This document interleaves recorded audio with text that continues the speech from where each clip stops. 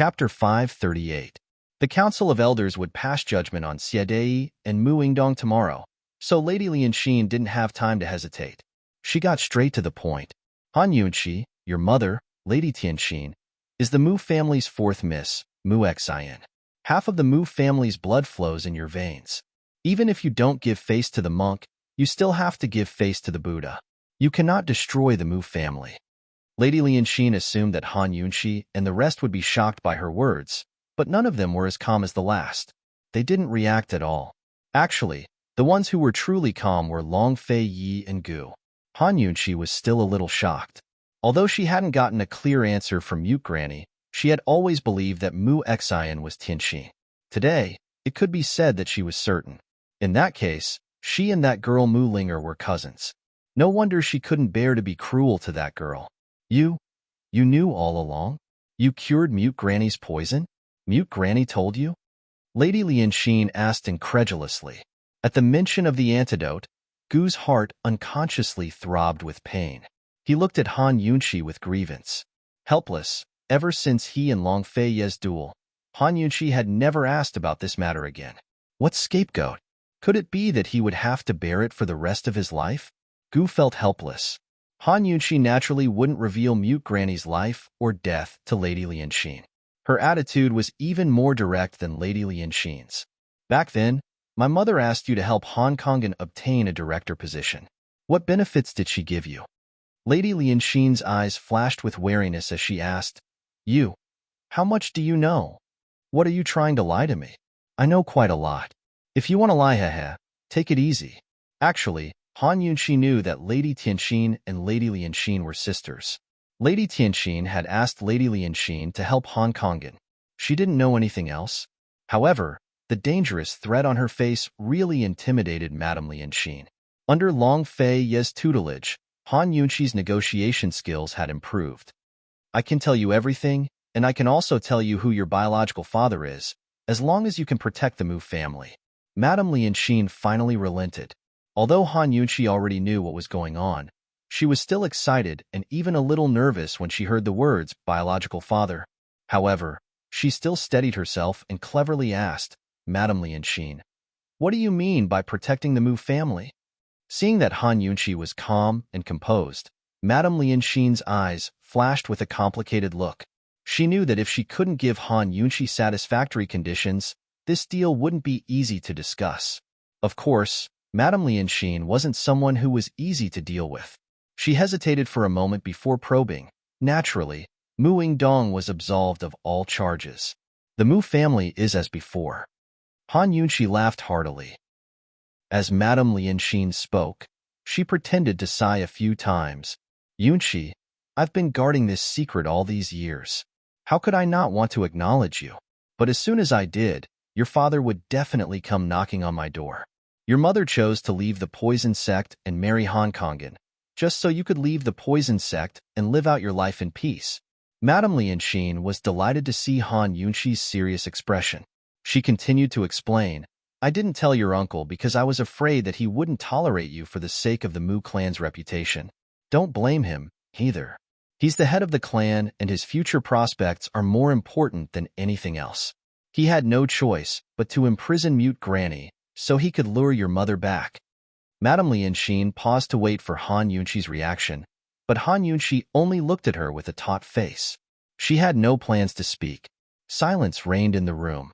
Long Fei Yi was well aware of the truth. He didn't say a word as he waited for Madame Lianxin to reveal the identity of Han Yunqi's father.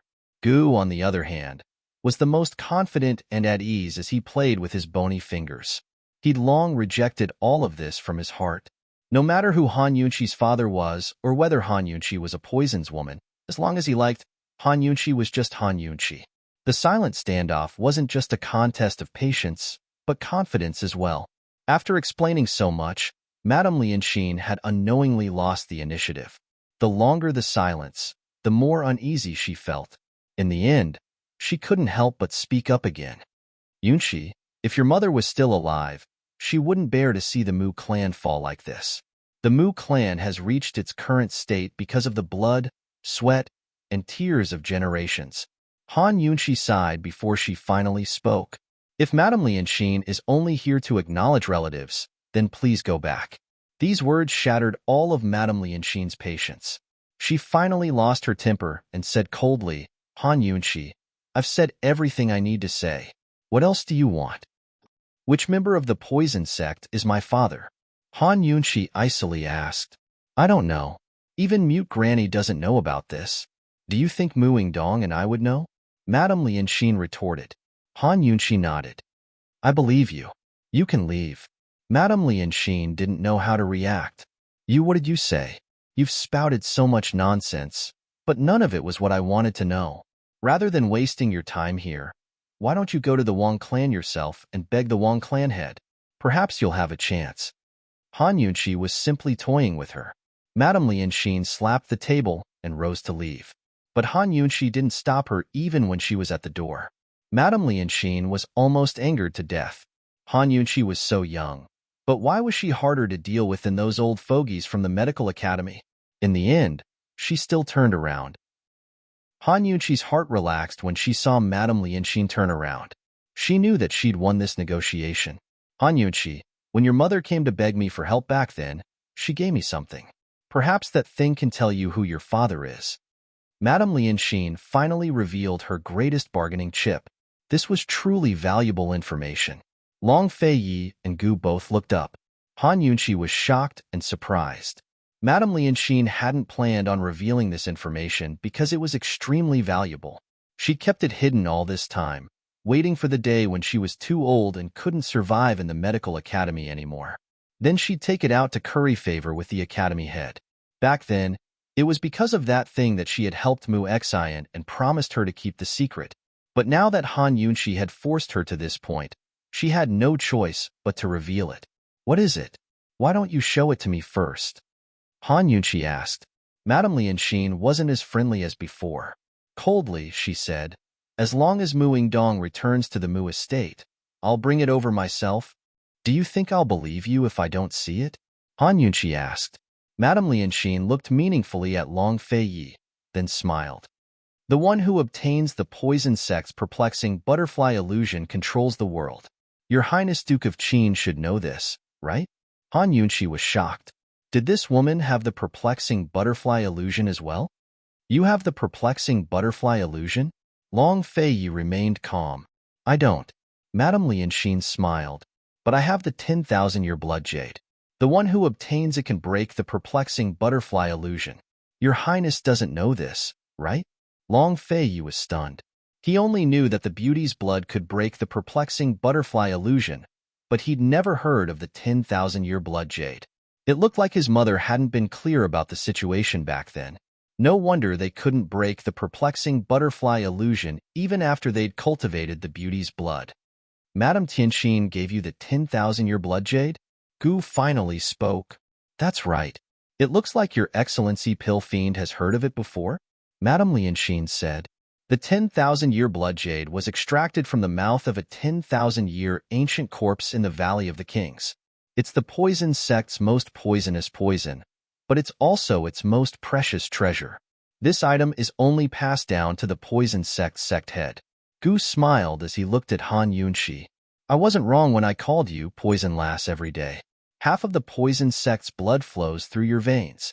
Your father must be the poison sect's sect head. Gu didn't say anything else, but he added, You really are a poison woman. Han Yunxi only felt that Gu's tone was a little strange, but she was too shocked by the truth to pay it much attention. Chapter 539. Now that Pill Fiend had said this, Lady Lianxin didn't bother to explain. After revealing her biggest bargaining chip, her attitude was firm. Han Yunxi, this is the betrothal token your father gave to your mother. Such an important item should be worth the Mu family at least. I'm looking forward to tomorrow's trial. Lady Lianxin left without looking back. She was very confident that even if Han Yunxi didn't care for this item, Long Fei Yi wouldn't give it up. Any man with ambitions in the world wouldn't let go of anything related to the perplexing butterfly illusion.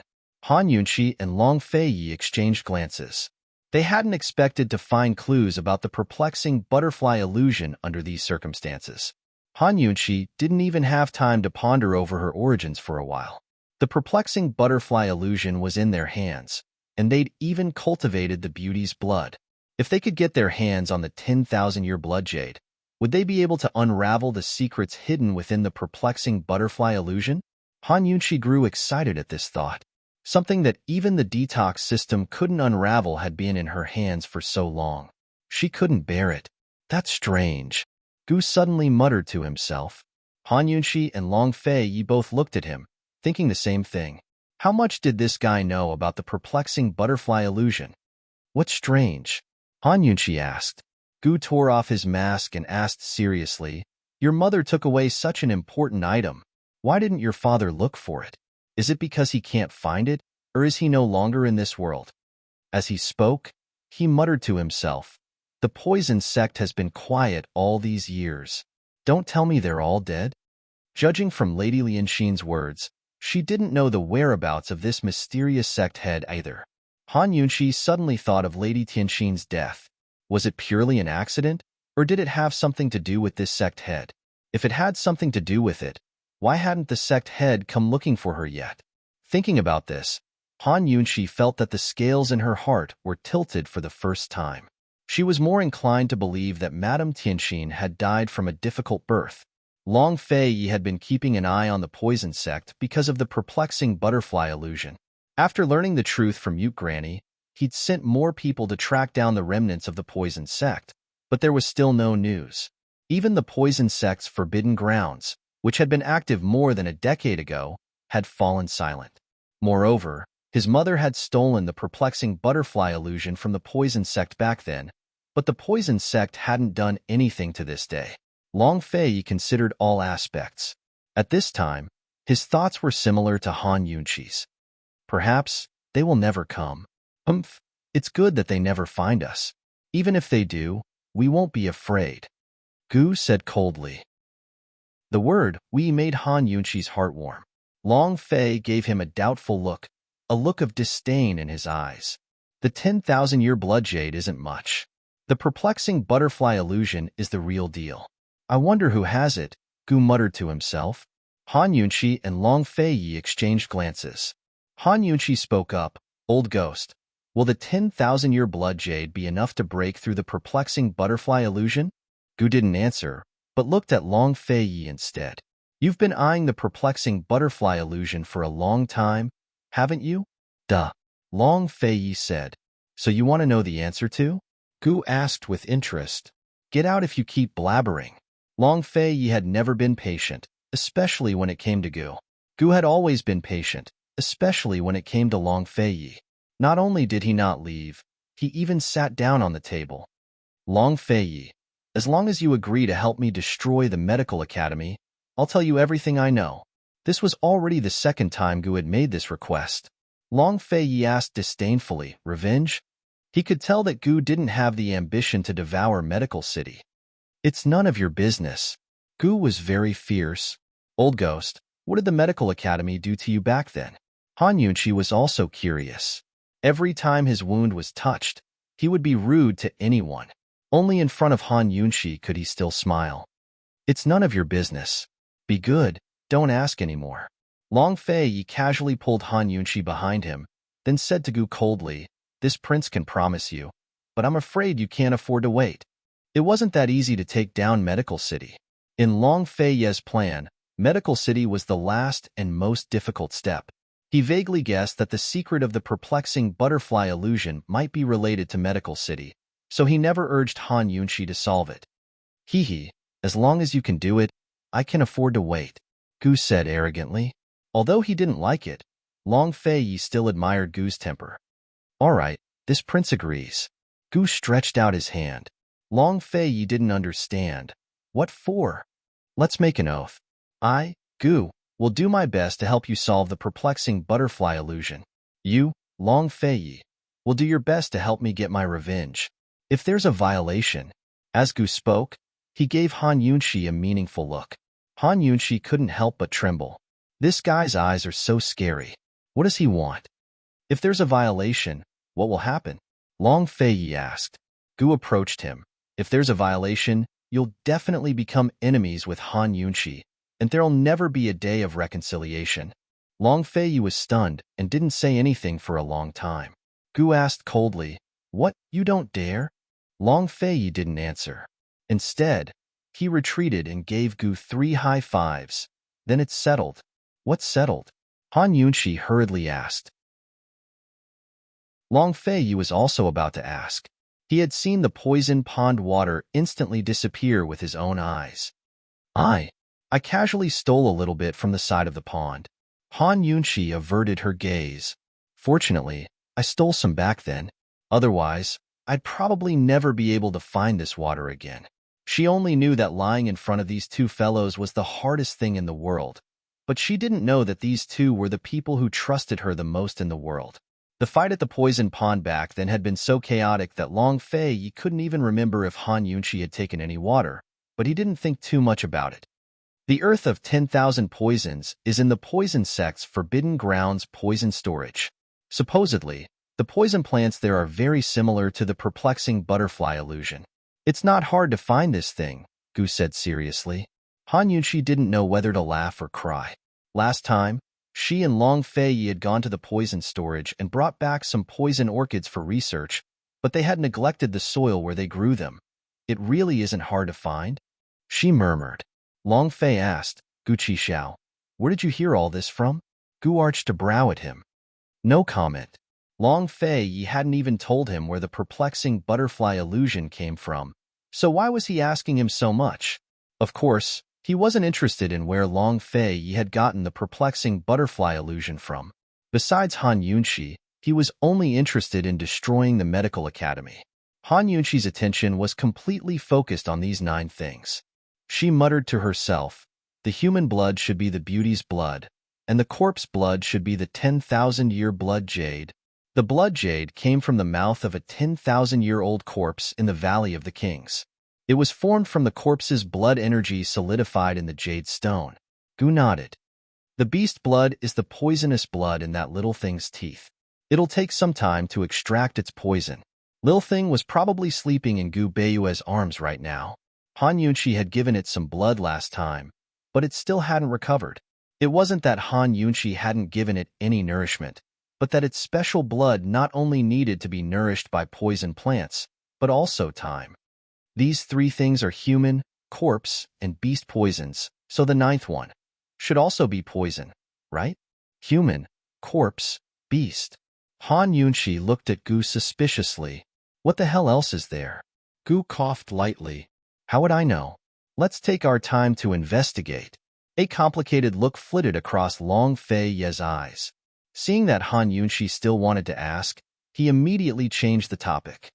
"Let's get the 10,000-year blood jade first." Madame Lianxin had left without looking back after placing such a big bet. How were they supposed to deal with her?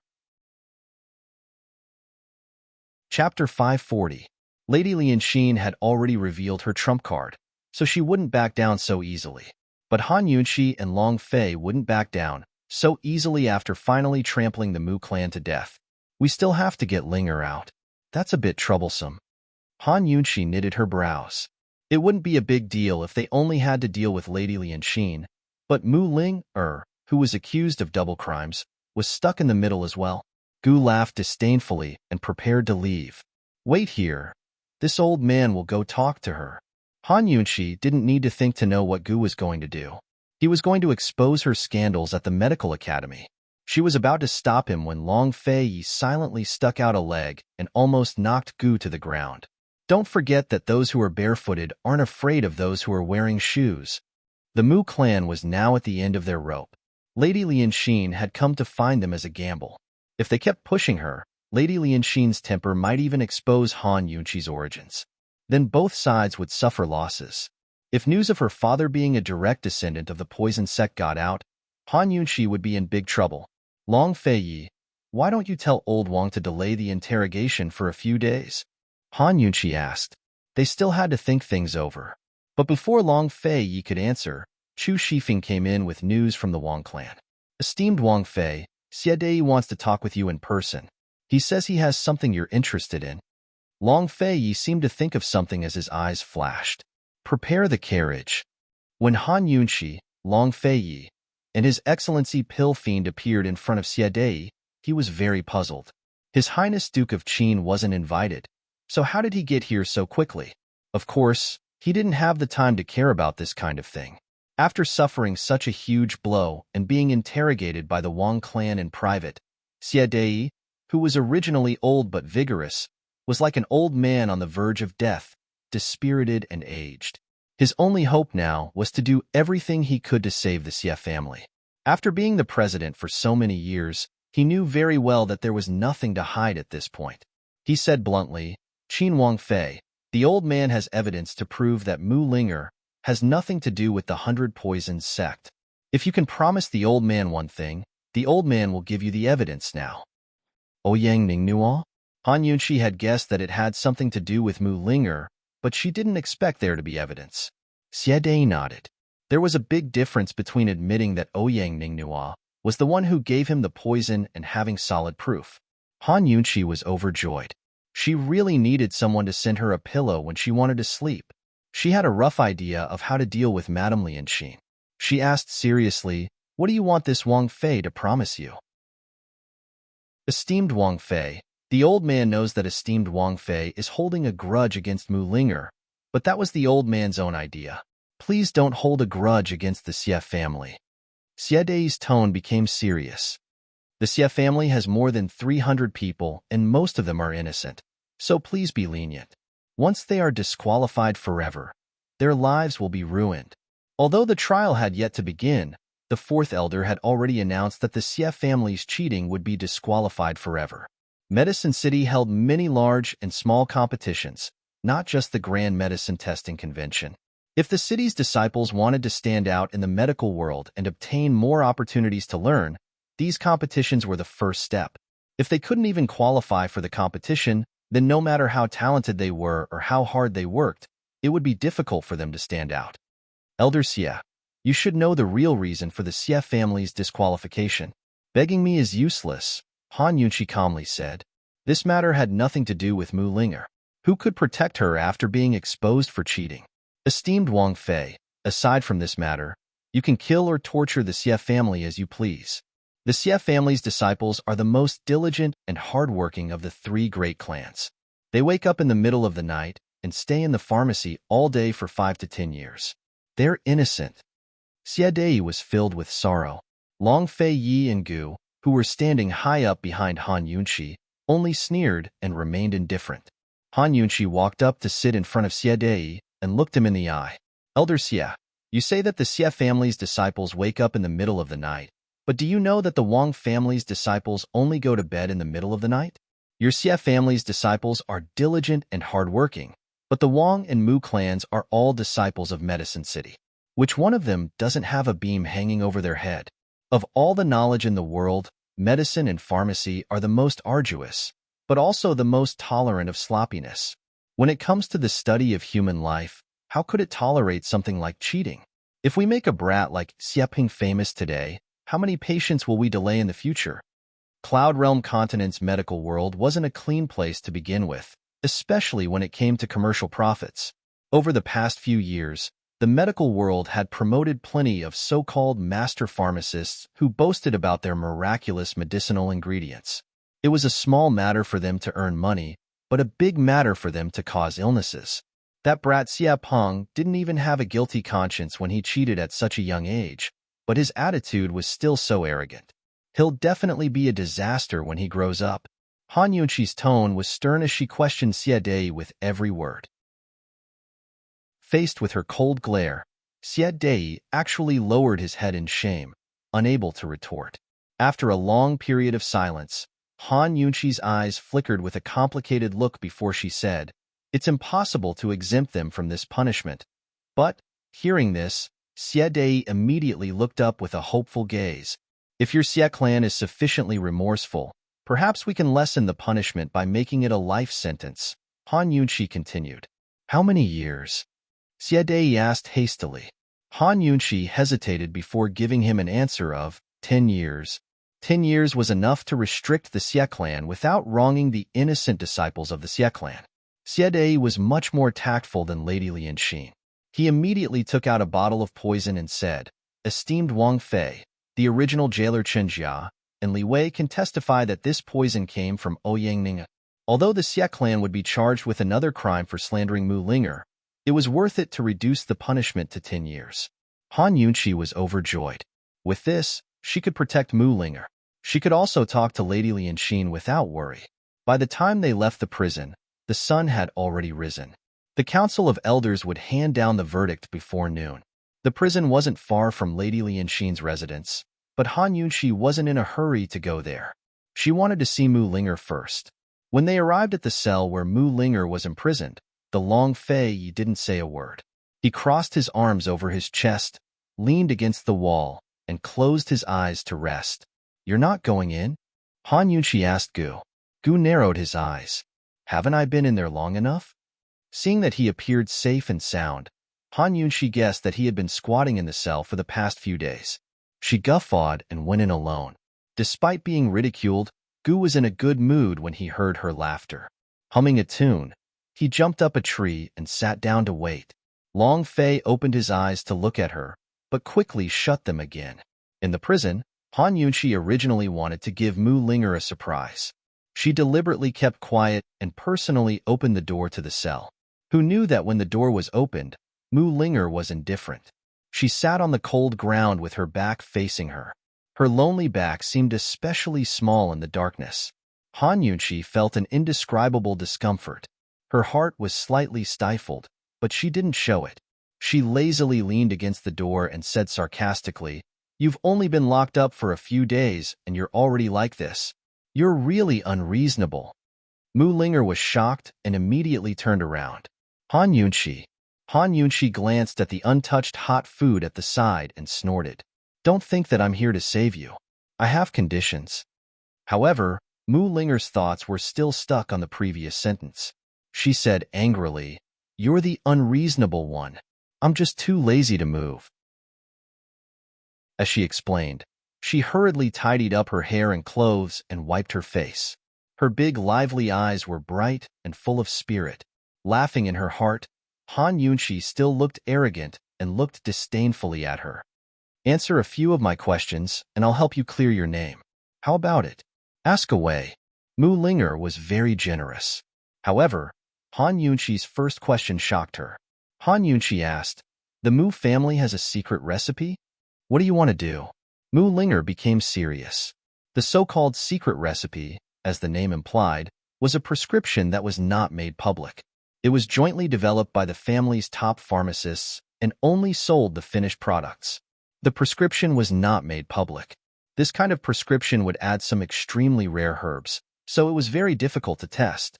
This thing was very important and could be said to be the most precious treasure of a pharmaceutical family. It was the biggest source of confidence in the medical world. Making it public is the punishment that the Mu family deserves. Han Yunqi was very frank and did not hide anything. Who knew that Mu Linger did not mind at all, and even answered the question that Han Yunqi did not ask. She said, "The Mu family has a total of 25 secret recipes.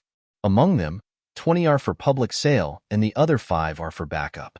The Mu family's medicine fields, both public and secret, add up to about 3,000 Mu."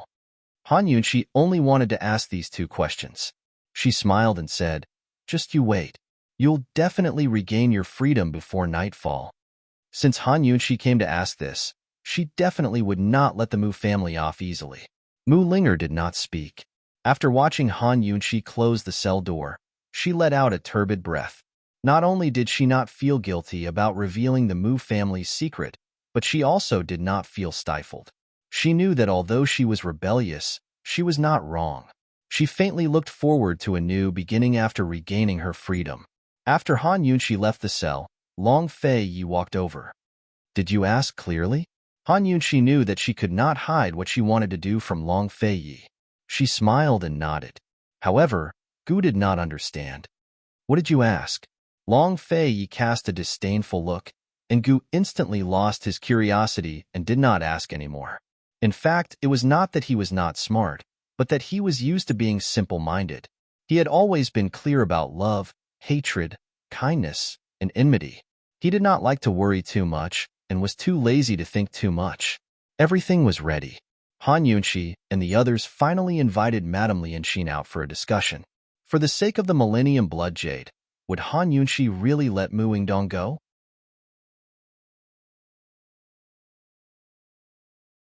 Give all the secret recipes to the medical college and all the herbal fields to the Council of Elders. As soon as Han Yunxi said this, Madame Lianxin's face darkened. Without these things, what's the point of keeping the Mu family? There's also you, Mu Yingdong, the hundreds of disciples of the Mu clan, and Mu Ling. What's the point of that? If you don't offer these things, the Elders' Council will still seal the Mu family's medicinal field when they pass judgment. Therefore, not only do you have to hand it over, you have to take the initiative to hand it over before the Elder Council judges you, so that Mu Yingdong will take the initiative to admit his mistake. Now that's sincerity. Han Yunxi's tone was sharp and didn't allow for any rebuttal. Her powerful aura actually intimidated Madame Lianxin. She glanced at the sky and said coldly, "There's still 2 hours before the public trial begins. This is the best way to save the Mu clan. Think about it." Madame Lianxin also looked out the window, her thin face solemn. In the end, she agreed. At least the Mu clan still had secret recipes and herbal fields that hadn't been made public. They wouldn't be left with nothing. She took out a brocade box from her sleeve. "This is that thing." Han Yunxi opened the box and saw a blood-red oval-shaped jade lying inside. It was only the size of a thumb and was sparkling and translucent. The traces of blood inside were clearly visible, and it emitted an indescribably mysterious aura. The detoxification system didn't alert her that it was poisonous. She secretly activated the deep scanning function to detect the presence of the poison. However, just like the poisonous water and soil from before, she only knew that it was poisonous, but didn't know what kind of poison it was. She was still very cautious and handed it over to Gu. "Inspect the goods." Gu was familiar with this item. He picked it up and fiddled with it a few times before nodding, confirming that it was genuine. "Can we go to the Council of Elders now?" After the discussion, Madame Lianxin finally realized that time was pressing. They hurried to the Council of Elders before the public trial. Han Yunxi and Long Fei didn't reveal their relationship with the Wang clan. Han Yunxi used her identity as the King of Medicine's disciple and pretended to negotiate with Elder Wang and the 2 elders in front of Madame Lianxin. Of course, the negotiation was successful. When there was only a joss stick's worth of time left before the public trial, Mu Yingdong proposed that he was willing to donate all of the Mu clan's secret recipes to the medical academy for doctors to treat illnesses. He was also willing to donate all of the herbal fields under the Mu clan's name to the Council of Elders for public use. With such sincerity, the Mu clan expressed their apologies to the medical community. Mu Yingdong personally issued a letter of apology, admitting that he'd been too eager to protect his daughter and that he'd seduced Junixia out of greed. As for the roundworm poison, the Mu clan refused to admit it. Mu Ling didn't know any poisons, and the Mu clan had only had dealings with Junixia recently. Mu Yingdong expressed his apologies while crying injustice. He hoped that the Council of Elders could give the Mu clan justice. This matter caused quite a stir in Medicine City. The Council of Elders delayed the trial until the afternoon, when it would be held in public. But the results of the trial shocked Medicine City, Medical City, and all of Cloud Realm continent. That was because Ouyang Ningnua's collusion with the Xie clan had been exposed with irrefutable evidence. Naturally, the proof was the roundworm poison Xie had given Han Yunxi and the 2 prison guards as witnesses. The fact that Ouyang Ningnua had become Cloud Realm continent's biggest medicine merchant and colluded with the 3 great clans of Medicine City was already big news. But even the stupidest person would ask where Ouyang Ningnua's roundworm poison had come from. The Council of Elders only investigated the Xie clan for colluding with Ouyang Ningnua to frame Mu Ling, but didn't ask where Ouyang Ningnua had gotten his poison. But this decision left everyone with plenty of room for imagination. Some guessed that Ouyang Ningnua and Junixia were in cahoots to play with the Mu and Xie clans. Others guessed that Ouyang Ningnua and Junixia were in cahoots, but they couldn't split the spoils evenly. That was why both sides suffered losses. Others guessed that Ouyang Ningnua and Junixia were in cahoots, but because they both liked Mu Ling, they became rivals in love and fell out with each other in the end. There were plenty of guesses, but none of them could be separated from the fact that Ouyang Ningnua was in cahoots with the 100 Poisons sect leader. The Xie clan was fined 1,000 mu of their medicinal fields and removed from their positions in the Council of Elders. Any Xie clan disciple was forbidden from participating in any of Medicine City's competitions for the next 10 years, as well as the right to run for any position in the Council of Elders. Xie Dei and Xie Peng were imprisoned for life. Mu Yingdong's attitude in admitting his wrongs was very sincere, so he was sentenced to half a year of imprisonment. All members of the Mu clan were stripped of their positions in the Council of Elders, leaving them with the right to participate in elections. Meanwhile, Mu Linger was cleared of the crime of colluding with Juni Xie. As for the incident at the Empress Dowager's birthday banquet, Han Yunxi pleaded for leniency on her behalf, so the Council of Elders only punished her to work in the fields for a day before dropping the matter. No one in Medicine City had any objections to Mu Linger's punishment. In the past, Han Yunxi's Pill Fiend Pharmacy and Medicine City were enemies. Now that Han Yunxi was the king of medicine's disciple, everyone in Medicine City had to curry favor with her, but they also had to be wary of her. During the Empress Dowager's birthday banquet, Mu Linger had taken the initiative to side with the king of Qin and Han Yunxi. Now, it seemed that she had chosen the right side. Who would dare criticize her now? While Han Yunxi went to pick up Mu Linger from prison, Lady Lianxin went to see Mu Yingdong. When Mu Linger brushed past Lady Lianxin gave her a look, indicating that she wanted to meet in private. She thought that since Han Yunxi valued this girl so much, perhaps she could help the Mu clan in Pill Fiend Pharmacy. However, Mu Linger remained expressionless and walked away with her chin held high. Lady Lianxin had no idea that Mu Linger and Han Yunxi were close friends. Furious, she went straight to Mu Yingdong. Mu Yingdong was also puzzled when this matter was brought up. He knew that Mu Linger and Han Yunxi were close friends, but he didn't know how close they were. The brother and sister chatted. Although the Mu clan had nothing, they still had some secret stashes. We'll hold back for the next 6 months. First, we'll test the children, and second, we'll put on a show to avoid suspicion. Once I'm out of prison, we'll come up with a plan. With the 5 secret recipes and several hundred mu of high-yield medicine fields in the south of the city, my Mu clan's disciples will be able to make a comeback easily. Mu Yingdong was very confident. Lady Lianxin nodded. She agreed to Han Yunxi's request because of this confidence. While the siblings were discussing, the Council of Elders sent someone to deliver a list for Mu Yingdong to sign. This list contained all of the Mu clan's secret recipes and medicine fields. Mu Yingdong only glanced at it before signing. Lady Lianxin had always been cautious, so she took the list and examined it one by one. Who knew that at the end, she would discover the 5 secret recipes and medicine fields in the south of the city. Lady Lianxin felt as if she had been struck by lightning. She was so shocked that she couldn't speak. Her hand trembled, causing the list to fall to the ground. What's going on?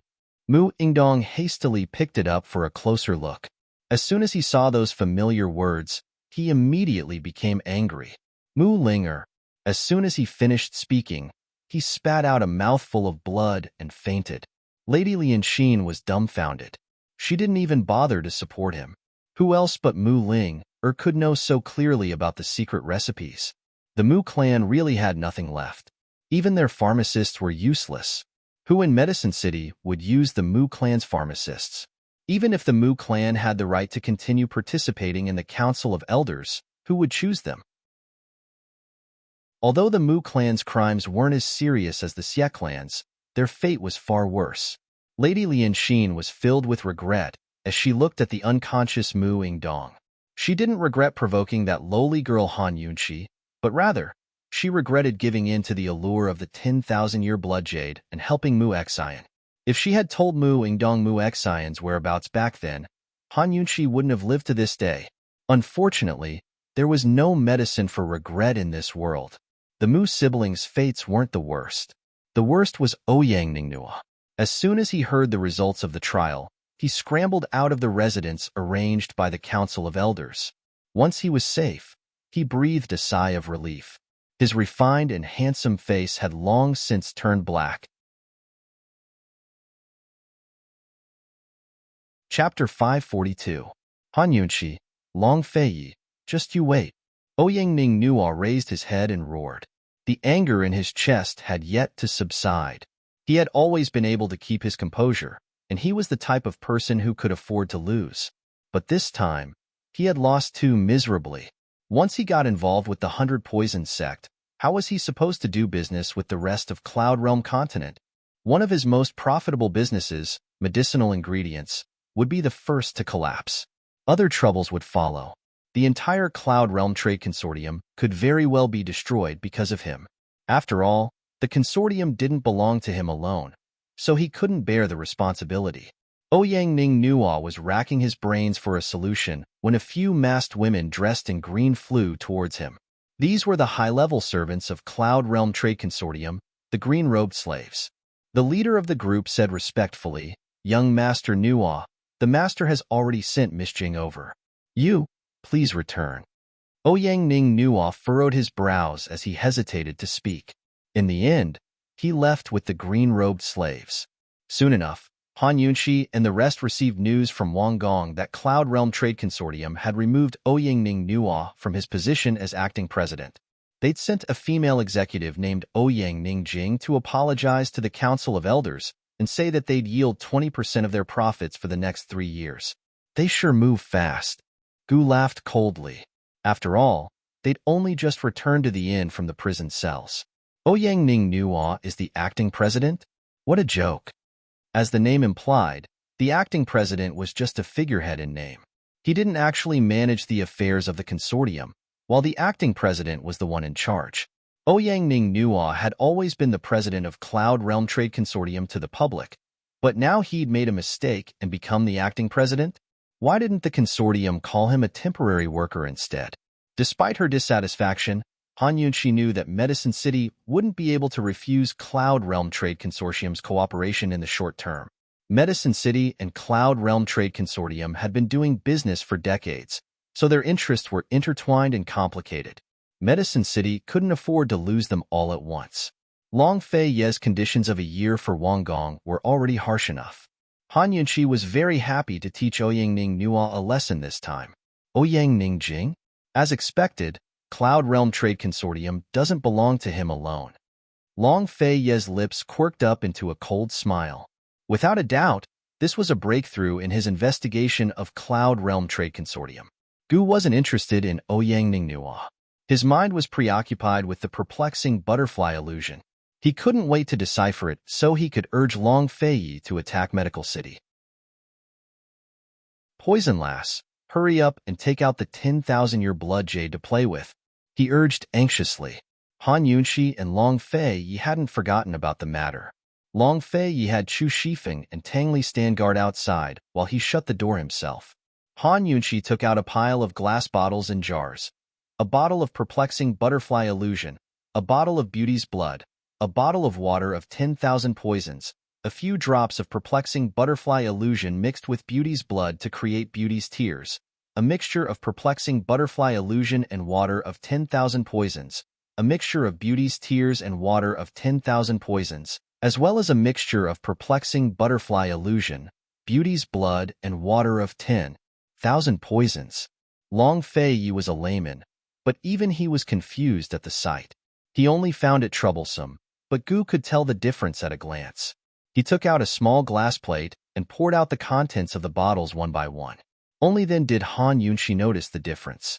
She saw that the mixture of perplexing butterfly illusion and water of 10,000 poisons had solidified into a teardrop that was very similar in shape to Beauty's tears. She had already mixed the two things together last time at the black market, but had been too focused on the poison to notice its shape. She quickly examined the other mixtures, but found nothing out of the ordinary. However, Gu was doing the same thing. The two of them finished examining the mixtures at practically the same time. They looked at each other in tacit understanding. Han Yunxi placed the 10,000-year blood jade on a clean porcelain plate. Han Yunxi took a drop of perplexing butterfly illusion and dripped it on the 10,000-year blood jade. This drop of perplexing butterfly illusion actually corroded the sturdy jade stone, causing it to sizzle and emit white smoke at the same time. When the white smoke dissipated, the thumb-sized blood-colored jade had been corroded into a small teardrop the size of a teardrop.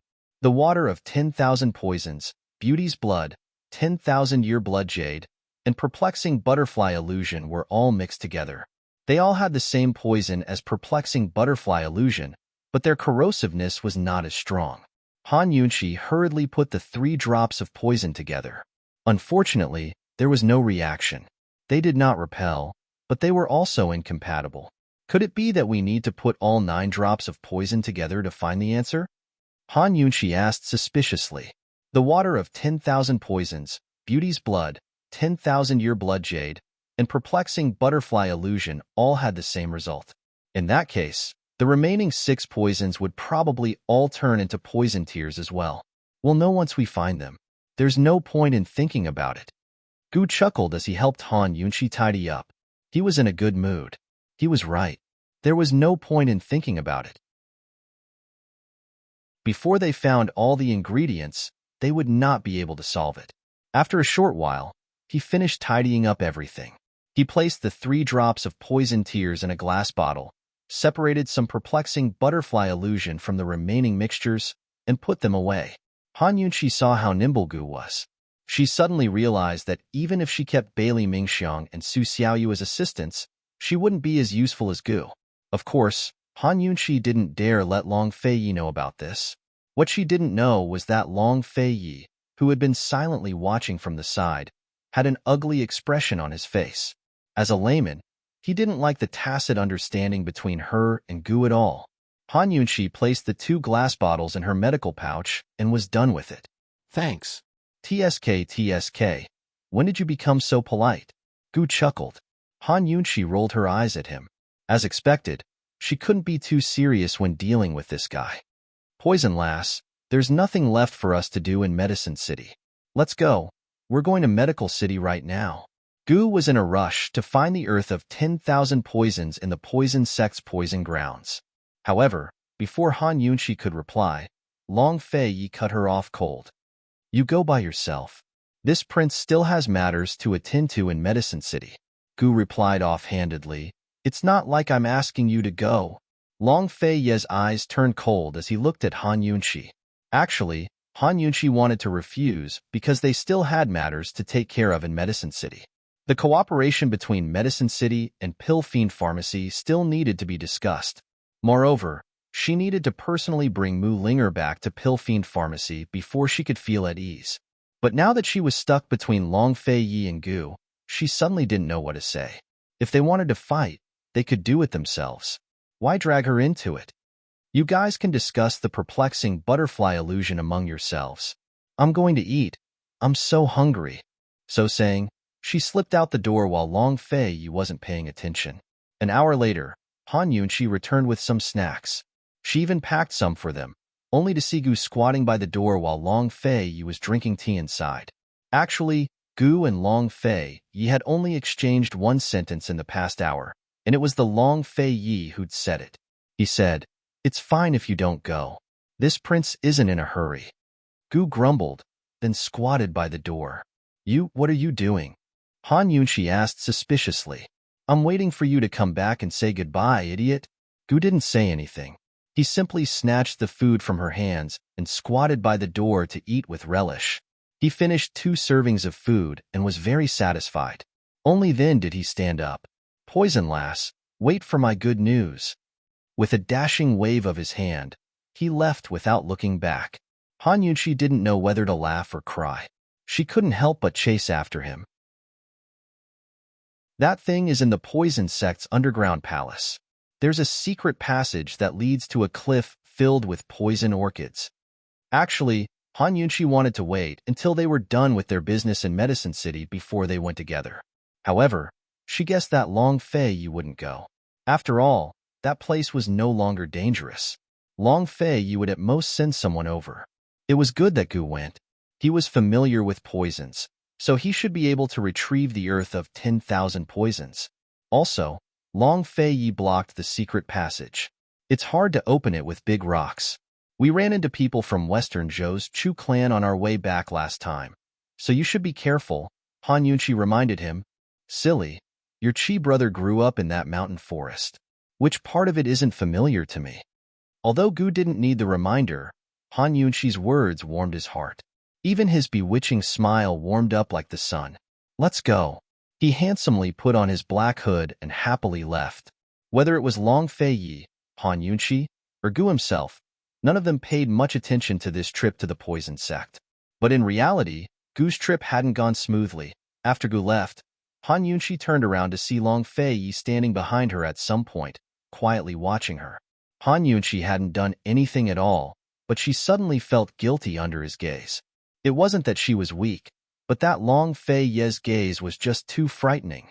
Doing her best to ignore the fear in her heart, Han Yunqi smiled as she walked over. "I'll go eat with you. I already had the waiter bring it up," Long Fei said mildly. Han Yunqi thought that this petty guy wouldn't let her off so easily, but he entered the room without saying a word. She followed him in and sat down beside him. Both of them were silent. Perhaps it was because she'd gotten used to Long Fei's abuse, but Han Yunqi wasn't used to his generosity. Actually, Long Fei didn't talk much. The two of them were often silent, but this time, Han Yunqi couldn't help but feel that something wasn't right with Long Fei. She was about to speak when the waiter brought the dishes over. As soon as the dishes were placed on the table, Han Yunqi was dumbfounded. There were 10 dishes and 1 soup on the table. Hot and sour rainbow soup, hot and sour vermicelli, vinegar cabbage, vinegar pork ribs, vinegar shredded potatoes, vinegar mao, vinegar 3 delicacies, vinegar osmanthus fish, vinegar lotus root slices, vinegar shrimp, and vinegar old hen. Han Yunqi hadn't even started eating when she choked on the vinegar smell. She couldn't eat it all. She recalled the vinegar pastries she'd made before. They were so weak compared to this. Long Fei glanced at her and handed over a pair of chopsticks.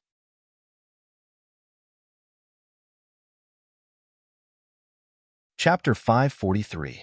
Seeing the chopsticks that Long Fei handed over, Han Yunqi blinked a few times and did not move.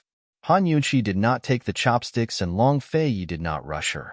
The 10 dishes and 1 soup had just come out of the oven and were steaming hot. It was filled with the smell of vinegar. Very quickly, the air was filled with a sour smell. "Eat it while it's hot," Long Fei said indifferently as if nothing had happened. "I'm already full downstairs. How about, Your Highness, eat it yourself?" Han Yunqi said in a fawning manner. In the past, she would always call him Your Highness. She would only call him by his full name when she was serious or angry, but recently, she would often call him Your Highness when she felt guilty. "This king will eat it himself?" Long Fei asked with interest. Han Yunqi maintained her faint smile, but her smile was filled with a guilty conscience, and she did not dare answer. "Are you sure you don't want to eat?" Long Fei asked again. Although his tone was indifferent, the threat in it did not lose to the smell of vinegar in the room. Han Yunqi was about to cry. The sour pastries she gave him before could not be seen. She would only know the taste after eating them. It could be considered a conspiracy. And now, this guy had given her a table full of dishes, all of which she could see and smell. It was simply a blatant conspiracy. A conspiracy was to sulk, but an open conspiracy was to tell you that this king was very unhappy. Seeing that Han Yunqi did not reply, Long Fei did not force her. He silently took back his chopsticks and scooped up a small bowl of hot and sour rainbow soup to slowly taste. He was letting her go like this? Han Yunqi felt like she was thinking too much. She lowered her head and picked up her own chopsticks. She liked sweet pastries, and she liked the original Cantonese dishes. Facing the table full of vinegar, she did not know what to eat, so she randomly picked up the vinegar old hen closest to her. This vinegar old hen was not like the chicken soup Long Fei had Mama Zhao make for her. It was stir-fried shredded chicken. If the vinegar smell was ignored, it looked quite good. Long Fei glanced over and frowned, but didn't say anything. Han Yunqi picked up a piece of shredded chicken and sniffed it. She almost vomited. The sour smell could be described as strong. Long Fei looked at it again. His handsome brow wrinkled tighter, but he still didn't make a sound. Han Yunqi's little face was sad. Although she was very unwilling, she still forced herself to eat the shredded chicken. It was fine when it first entered her mouth. Only her taste buds were protesting, but after a few bites, her teeth were protesting as well. The more Han Yunqi chewed, the more disgusted she felt. She felt that this was something that had gone bad. He really wanted to swallow it in one gulp and end all troubles, but he just couldn't force himself to do it. After swallowing it down his throat several times, he finally couldn't stand the taste and vomited it back out.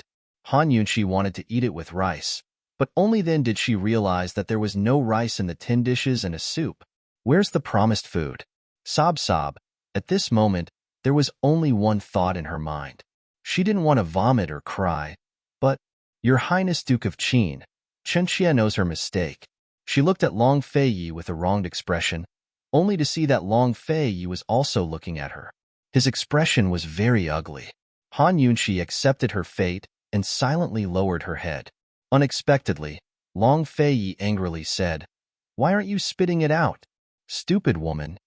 Han Yunqi felt as if she had been pardoned. She quickly spat it out. Just as she was about to speak, Long Feiyi had already poured a cup of warm water. He coldly ordered, "Rinse your mouth."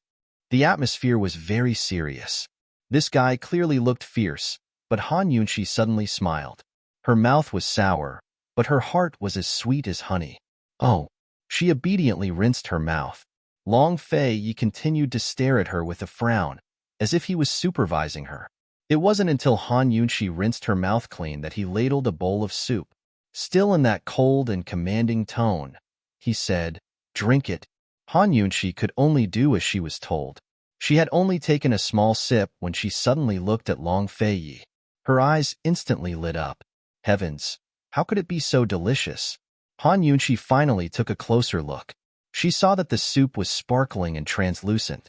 The 7 ingredients were distinctly colored: shredded crab meat, shredded egg, shredded lettuce, enoki mushroom, tofu, diced sausage, and diced radish. She took another sip. It was smooth and refreshing, and the soup was mellow. Although there was a peppery taste, it wasn't too strong and didn't cover up the fresh taste of the 7 ingredients.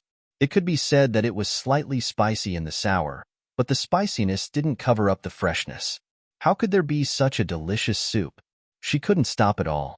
Long Feiyi sat back down and continued to drink the soup silently. Han Yunqi suddenly realized. Why didn't she realize that Long Feiyi was drinking the soup? Wouldn't it be fine if she drank it with him? Why did she pick the vinegar old hen? She was so stupid that she wanted to cry. She looked at Long Fei and didn't know what to say. Long Feiyi rolled his eyes at her and said cold, "Aren't you going to drink it while it's hot?" Han Yunqi didn't say anything. She just stared at him. Her smile earlier was sour and sweet, but now she couldn't smile, because her heart was palpitating. "Why are you in a daze? Hurry up and drink it." Long Feiyi asked unhappily. It was such a cold day. She had to drink the soup while it was hot. Han Yunqi still looked at him and didn't say anything. Long Feiyi had had enough of her stupidity. His face was gloomy. Just as he was about to speak, Han Yunqi suddenly said, "Long Feiyi, I love you so much." Bam! The bowl in Long Feiyi's hand fell on the table, and the soup spilled all over the table.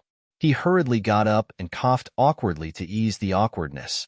Who knew that the bowl on the table would suddenly roll to the ground, breaking the silence in the room with a bam? Han Yunqi's lips curled upwards. Long Feiyi coughed repeatedly, obviously at a loss. Of course, this was only for a moment. He quickly sat down calmly. Han Yunqi looked at him and said, "Long Feiyi, I love you so much." It seemed like she was teasing him, but she was actually serious. His heart for the world was huge enough to conquer the entire continent. But his heart for her was very, very small.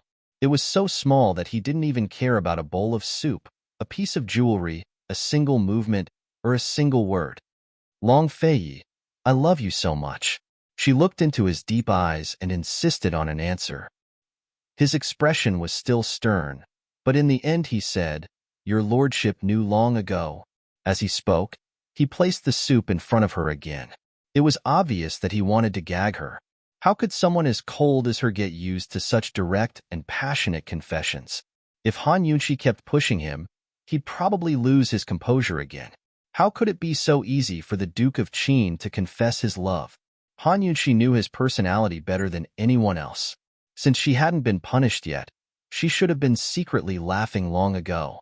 She didn't dare to ask for a yard after getting an inch. She drank the delicious rainbow-colored soup with satisfaction. Very soon, a waiter arrived with rice. Chu Shifeng and Tang Li waited outside until they caught a whiff of the sourness in the room. They stared at each other for a long time before Tang Li spoke up. How many months has it been? Chu Shifeng did his best to remember. As far as he knew, these two masters were so busy that they didn't even have time to sleep. It wasn't very likely that they'd have time to make a baby. Moreover, His Highness Duke of Qin doted on his wife to no end. If she was pregnant, why would he allow esteemed Wang Fei to run around everywhere? That's not very likely, is it? Chu Shifeng replied.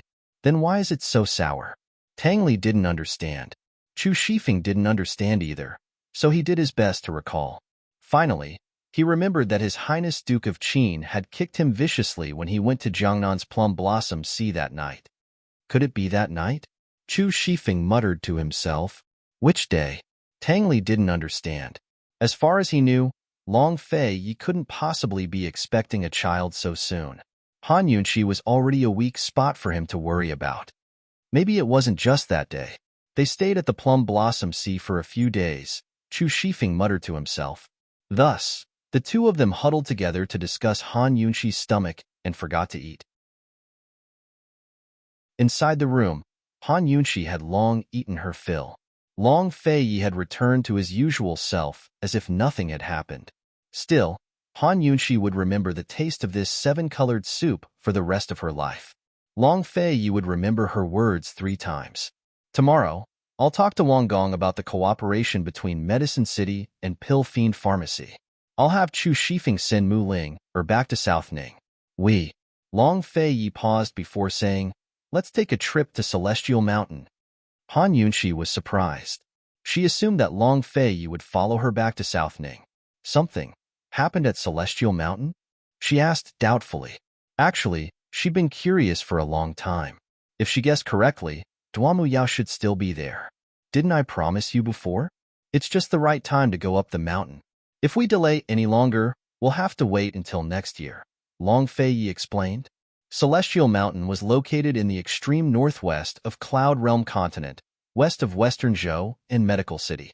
Its peaks were extremely high above sea level, and its 7 peaks were covered in snow all year round. Snow was thickest between winter and spring, making it difficult to climb or descend. Even Celestial Mountain disciples wouldn't leave the mountain unless it was an emergency. Han Yunqi hadn't forgotten about the bet she'd made with Long Fei Yi and tricked him. All right, we'll leave tomorrow. She agreed happily. She didn't force Long Fei Yi to tell her about many things.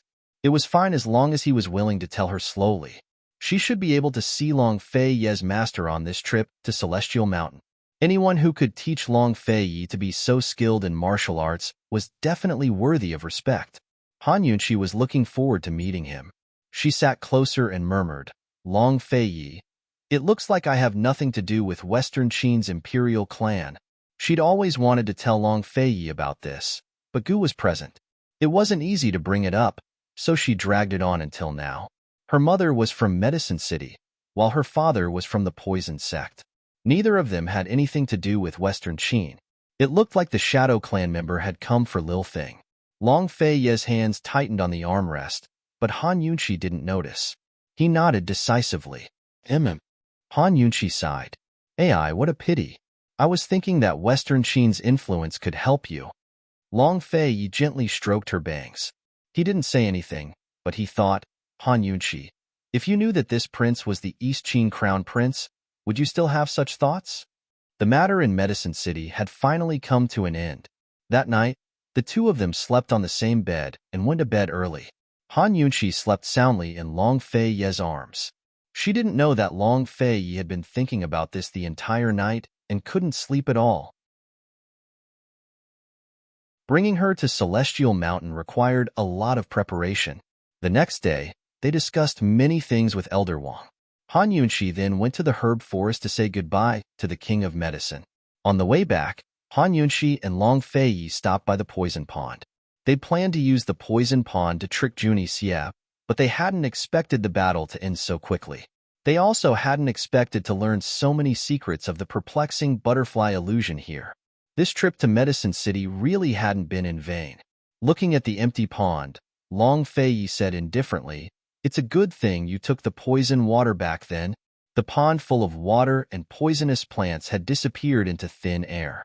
If Han Yunshi hadn't taken the water back then, where would they have found the water of 10,000 poisons?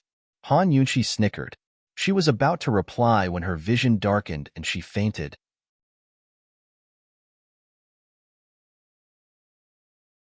Chapter 544. Although she was unconscious, Han Yunshi's consciousness was still very clear. She could hear Long Fei Ye's anxious voice and knew that Long Fei Ye was hugging her.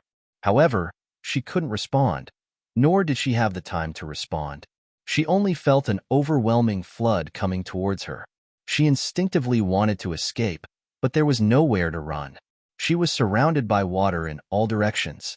She knew that this was poisonous water. Could it be that there was a problem with the poisonous pool? Suddenly, a huge wave came crashing down and Han Yunshi completely lost consciousness.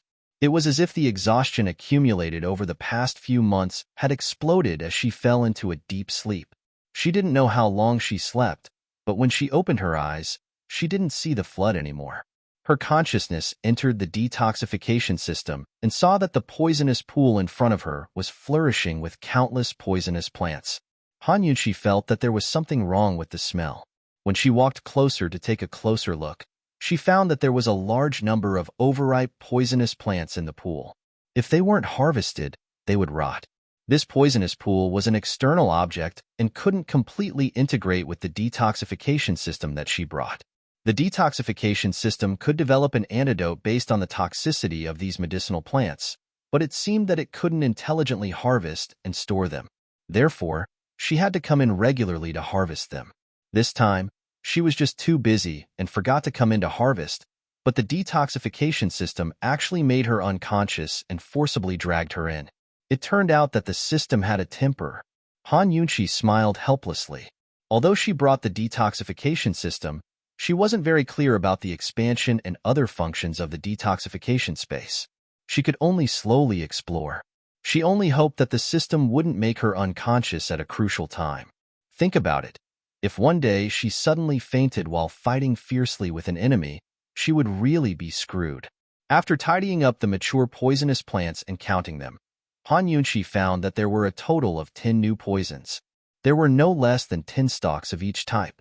A total of 4 types of antidotes had already been concocted, and the remaining 6 types of antidotes were still being developed. This number was naturally small compared to the amount of antidotes in the detoxification system, but these poisons were brand new. Other than Han Yunshi herself, no one else could solve them. Han Yunshi snickered as if she had picked up a great bargain. In fact, she had indeed picked up a bargain. She wouldn't use these poisons carelessly, because they were meant to be used against poison experts like Junixia. She had long disregarded Junixia. Just as Han Yunshi was in disbelief, the 3 poisonous teardrops in the medicine storage room flew out one after another, as if they were standing in line. They floated in the air above the poison pool, emitting a faint luster. Han Yunshi looked left and right. Finally, her gaze fell on the crack under her feet. Her heart skipped a beat. Could it be that this huge detoxification space wasn't an extension of her detoxification system, but had always existed? Did it belong to the Han family's eldest miss? Han Yunshi remembered that when she transmigrated here, she had been on her wedding sedan. In the memories she inherited, the Han family's eldest miss hadn't died. Where had her soul gone? Could it be that her soul had fused together, resulting in her having 2 systems now? And because they were 2 different systems, the poisonous plants growing in the poison pool hadn't been stored away by AI. Did she have to manually store them in the medicine storage room? At this thought, Han Yunshi suddenly understood everything. She had brought an AI system with her from the modern era, equipped with a medicine storage space. Although this space could be expanded, she had no way to expand it without further research. On the other hand, the Han family's eldest miss had a pure poison storage space that she had unintentionally opened and expanded. Although the detoxification system and the poison storage space weren't completely merged, they didn't clash. They coexisted perfectly in her body. The Han family's eldest miss was worthy of being the poison sect's direct descendant. She actually had such a good thing. If not for the crack in the ground separating the detoxification system and the poison storage space, she probably wouldn't have been able to figure out what was going on. Now it seemed that the crack in the ground wasn't a split between the two systems, but a sign that the poison storage space had been fully opened. The detoxification system had all sorts of restrictions when it came to controlling poisons. If not for the system's records, it wouldn't have been able to analyze them or store them. Then what about this poison storage space? Could it store all kinds of poisons in the world, or were there restrictions as well? Han Yunqi closed her eyes and tried to control the poison storage space on her own. Very quickly, she summoned the perplexing butterfly illusion hidden in her sleeves. After all, the perplexing butterfly illusion had never been able to be stored in the detoxification space before. Right now, the perplexing butterfly illusion was hovering above the poison pool, along with the 3 poisonous teardrops. Han Yunqi tried again. This time, she summoned an ordinary poison from her medical pouch, but she couldn't summon it into the poison storage space. She had no choice but to store it in the detoxification system instead. A complicated look flitted across Han Yunqi's eyes as she tried a few more times. In the end, she discovered that anything related to the perplexing butterfly illusion, such as the water of 10,000 poisons, beauty's blood, and even the poison orchid, could be stored in the poison storage space. Anything unrelated to it, be it common poisons or rare poisons, couldn't be stored. Han Yunqi couldn't help but tremble in fear. The poison storage space was actually so closely connected to the perplexing butterfly illusion. Just how many secrets were hidden behind it? What did it mean that the one who obtained the perplexing butterfly illusion obtained the world? What did her body, the direct descendant of the poison sect, have to do with the perplexing butterfly illusion? Could it be that she was born for the perplexing butterfly illusion? As Han Yunqi pondered, her head began to hurt and she fainted again.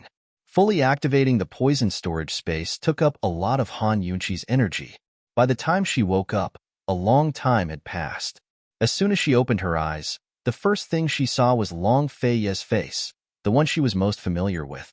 Despite his obsession with cleanliness, he was now covered in stubble, but he didn't look unkempt at all. Instead, he looked more mature and manly. She'd only slept for a short while, so why did it feel like she hadn't seen him for so long? Han Yunqi stared at him in a daze. Subconsciously, she reached out to touch him. It was prickly and painful.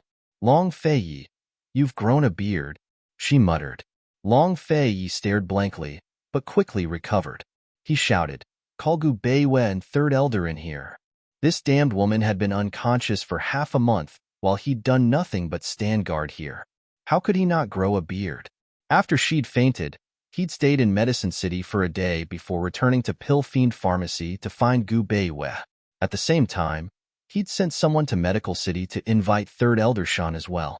Before the two of them, who were guarding the door, could react, the little thing had already rushed in and jumped onto the bed to squeak. Scram! Long Fei swept Lil Thing to one side with a wave of his hand.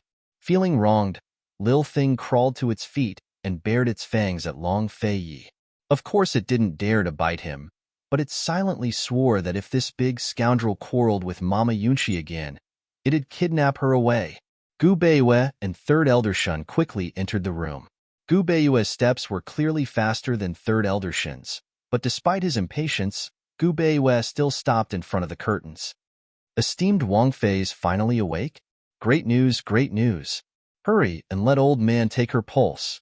Third Elder Shan followed closely behind. Third Elder Shan's here too.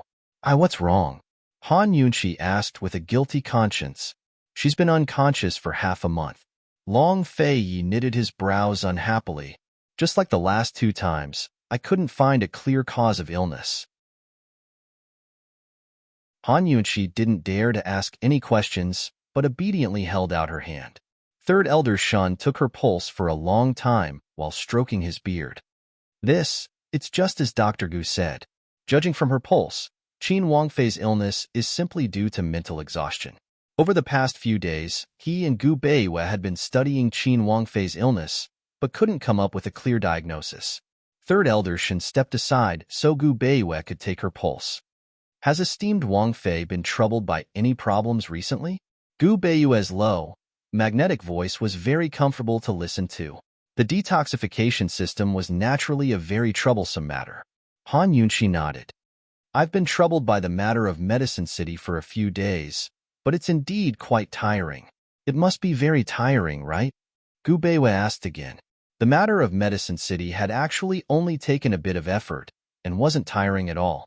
But when faced with 2 doctors and an incomparably shrewd Long Feiyi, Han Yunxi had to exaggerate a bit. She said, I spent a lot of effort. I kept dreaming at night and felt like I didn't get enough sleep. Hearing this, Gu Beiyue's eyes flashed with a snicker, as if he knew she was lying.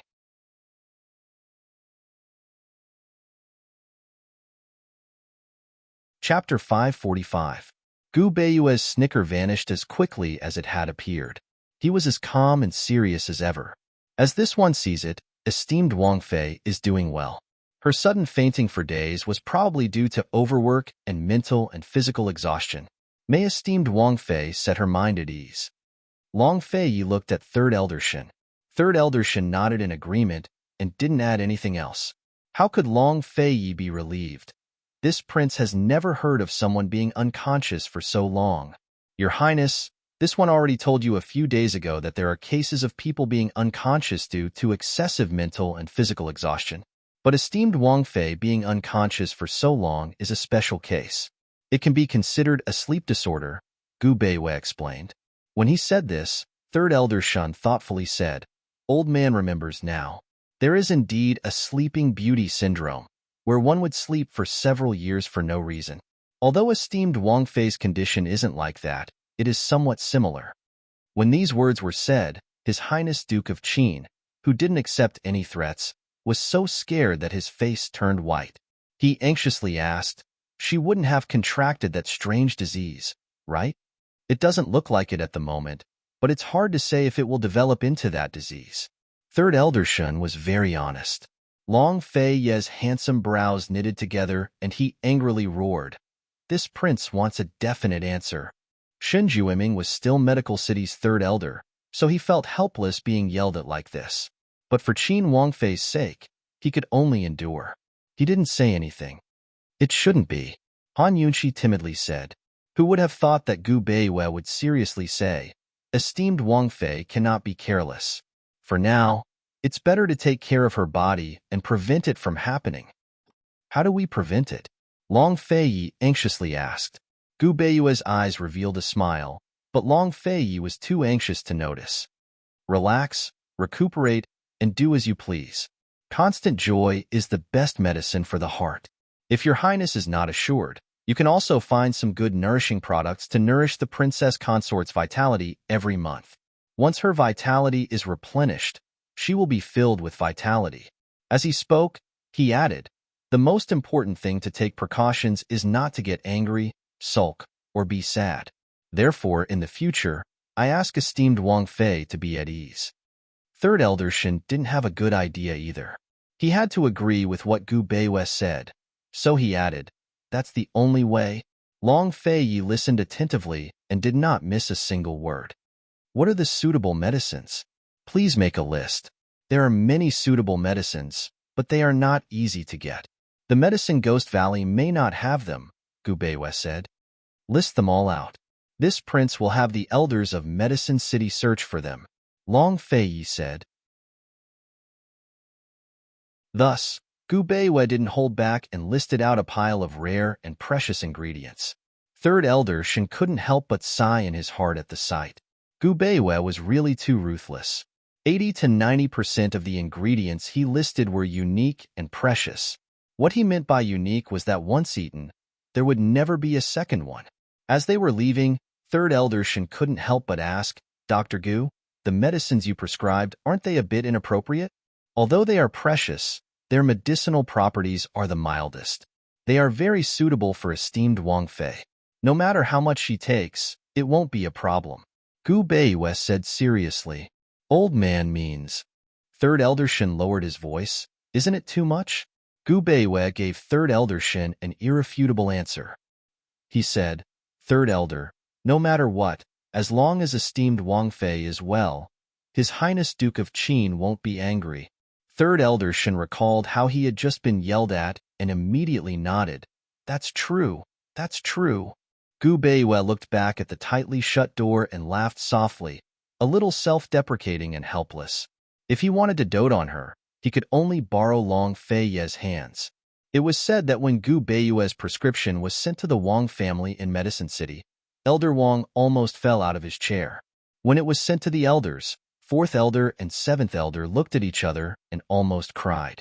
Inside the room, Han Yunxi almost cried when she saw the prescription. She knew that the days of messy old hen stew were coming soon.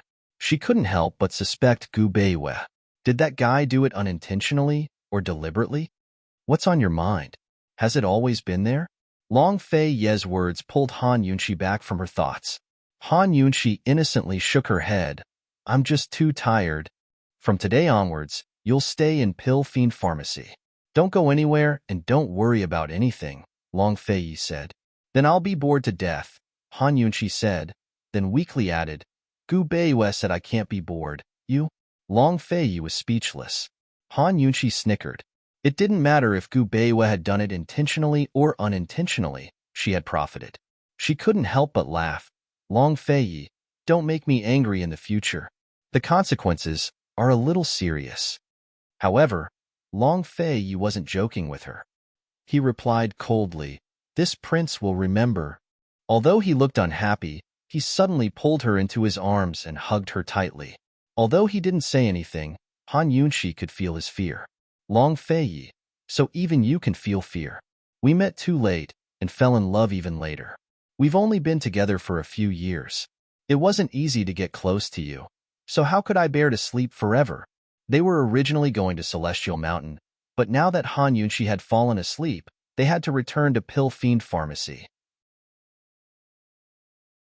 Even if they set off immediately today, they wouldn't be able to make it before the snow blocked the roads. If they wanted to go, they would have to wait until next summer at the earliest. Han Yunxi was a little depressed, but she quickly got over it.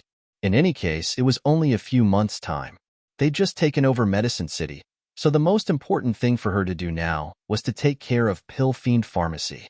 As for the poison sect's forbidden grounds, Han Yunxi didn't have the guts to go even if she wanted to. Long Fei Yi wouldn't allow her to leave until she'd recuperated for at least half a month. As soon as esteemed Wang Fei was given the order to recuperate, Zhao Mama immediately set up a stove to stew an old hen with medicinal ingredients. Bailey Mingxiang also immediately returned from Pill Fiend Pharmacy to serve her. The next day, Long Fei Yi had just left the house when Zhao Mama brought over a bowl of chicken soup with an ambiguous smile. Esteemed Wang Fei, hurry and drink it while it's hot. Han Yunxi didn't notice at first, but Bailey Mingxiang did. He asked in confusion, Zhao Mama, what are you smiling about? Zhao Mama didn't answer, but continued to laugh. Han Yunxi was puzzled as well. What's the good news? Tell us so we can all be happy together. Zhao Mama's laughter grew even more cheerful. Esteemed Wang Fei, you're already 3 months pregnant. Why didn't you tell us? Esteemed Wang Fei's pregnant? Bailey Mingxiang exclaimed. Han Yunxi finally understood and spat out a mouthful of chicken soup onto Zhao Mama's face. Who started that rumor? Zhao Mama grew alarmed. It's fake? Who told you? Han Yunxi was curious. Chu Shifeng. Zhao Mama quickly confessed. Han Yunxi was only curious at first, but grew angry at the name. Who told him? This old servant. Doesn't know, Zhao Mama said honestly. You're 3 months pregnant? How did you figure it out? Han Yunxi demanded angrily. This servant will go find him right now. Granny Zhao turned around and ran away. The consequences of spreading this kind of rumor were very serious. If His Highness and the Princess Consort didn't do anything 3 months ago, and if this matter reached His Highness' ears and caused him to misunderstand, then things would become even more serious. Moreover, His Highness had instructed all the servants not to make esteemed Wang Fei angry or gloomy no matter what happened. Even if she had to drag Chu Shifeng along, she'd make things clear. Very soon, Chu Shifeng arrived. Zhao Mama had long told him everything on the way here. He didn't want to come at first, but had no choice but to brace himself. His Highness Duke of Qin had told him to tell all the guards not to make esteemed Wang Fei unhappy. His head was almost buried in his pants. He'd never been so cowardly in his 20 years of life. 3 months? Han Yunqi arched a brow. Chu Shifeng didn't speak. Who told you? Han Yunqi asked again. If it was Tang Li, he'd definitely push the blame to Chu Shifeng, but Chu Shifeng didn't dare to frame Tang Li. He could only silently admit it. This subordinate misunderstood. How could you misunderstand for no reason? How could a misunderstanding last 3 months? Why didn't you say 4 months? Han Yunqi asked next. Chu Shifeng panicked and blurted out, "For months ago. You were still arguing with His Highness." No. Before he could finish, Chu Shifeng shut up. He didn't dare to continue. He was the unluckiest one when it came to arguing between his mistress and His Highness, wasn't he? Han Yunqi was shrewd in front of everyone except Long Fei Yi. She asked with interest, 3 months ago, His Highness and I should have been at Jiangnan's Plum Blossom Sea. Chu Shifeng gave a start at her words. His legs turned to jelly, and he almost collapsed. If this woman found out what happened that night and that His Highness was sitting on the roof, Chu Shifeng didn't dare to think any further and fell to his knees. Esteemed Wang Fei, have mercy. This subordinate deserves to die. This subordinate shouldn't have let his imagination run wild. Why did you let your imagination run wild for no reason?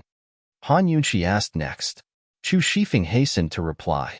That day in Medicine City, His Highness ordered a table of vinegar and pickled vegetables. This subordinate thought esteemed Wang Fei was pregnant and had a bad appetite. Don't they say it's easy to lose your appetite in the 3rd month of pregnancy? That's why this subordinate made wild guesses. Zhao Mama and Bailey Mingxiang both laughed at his words.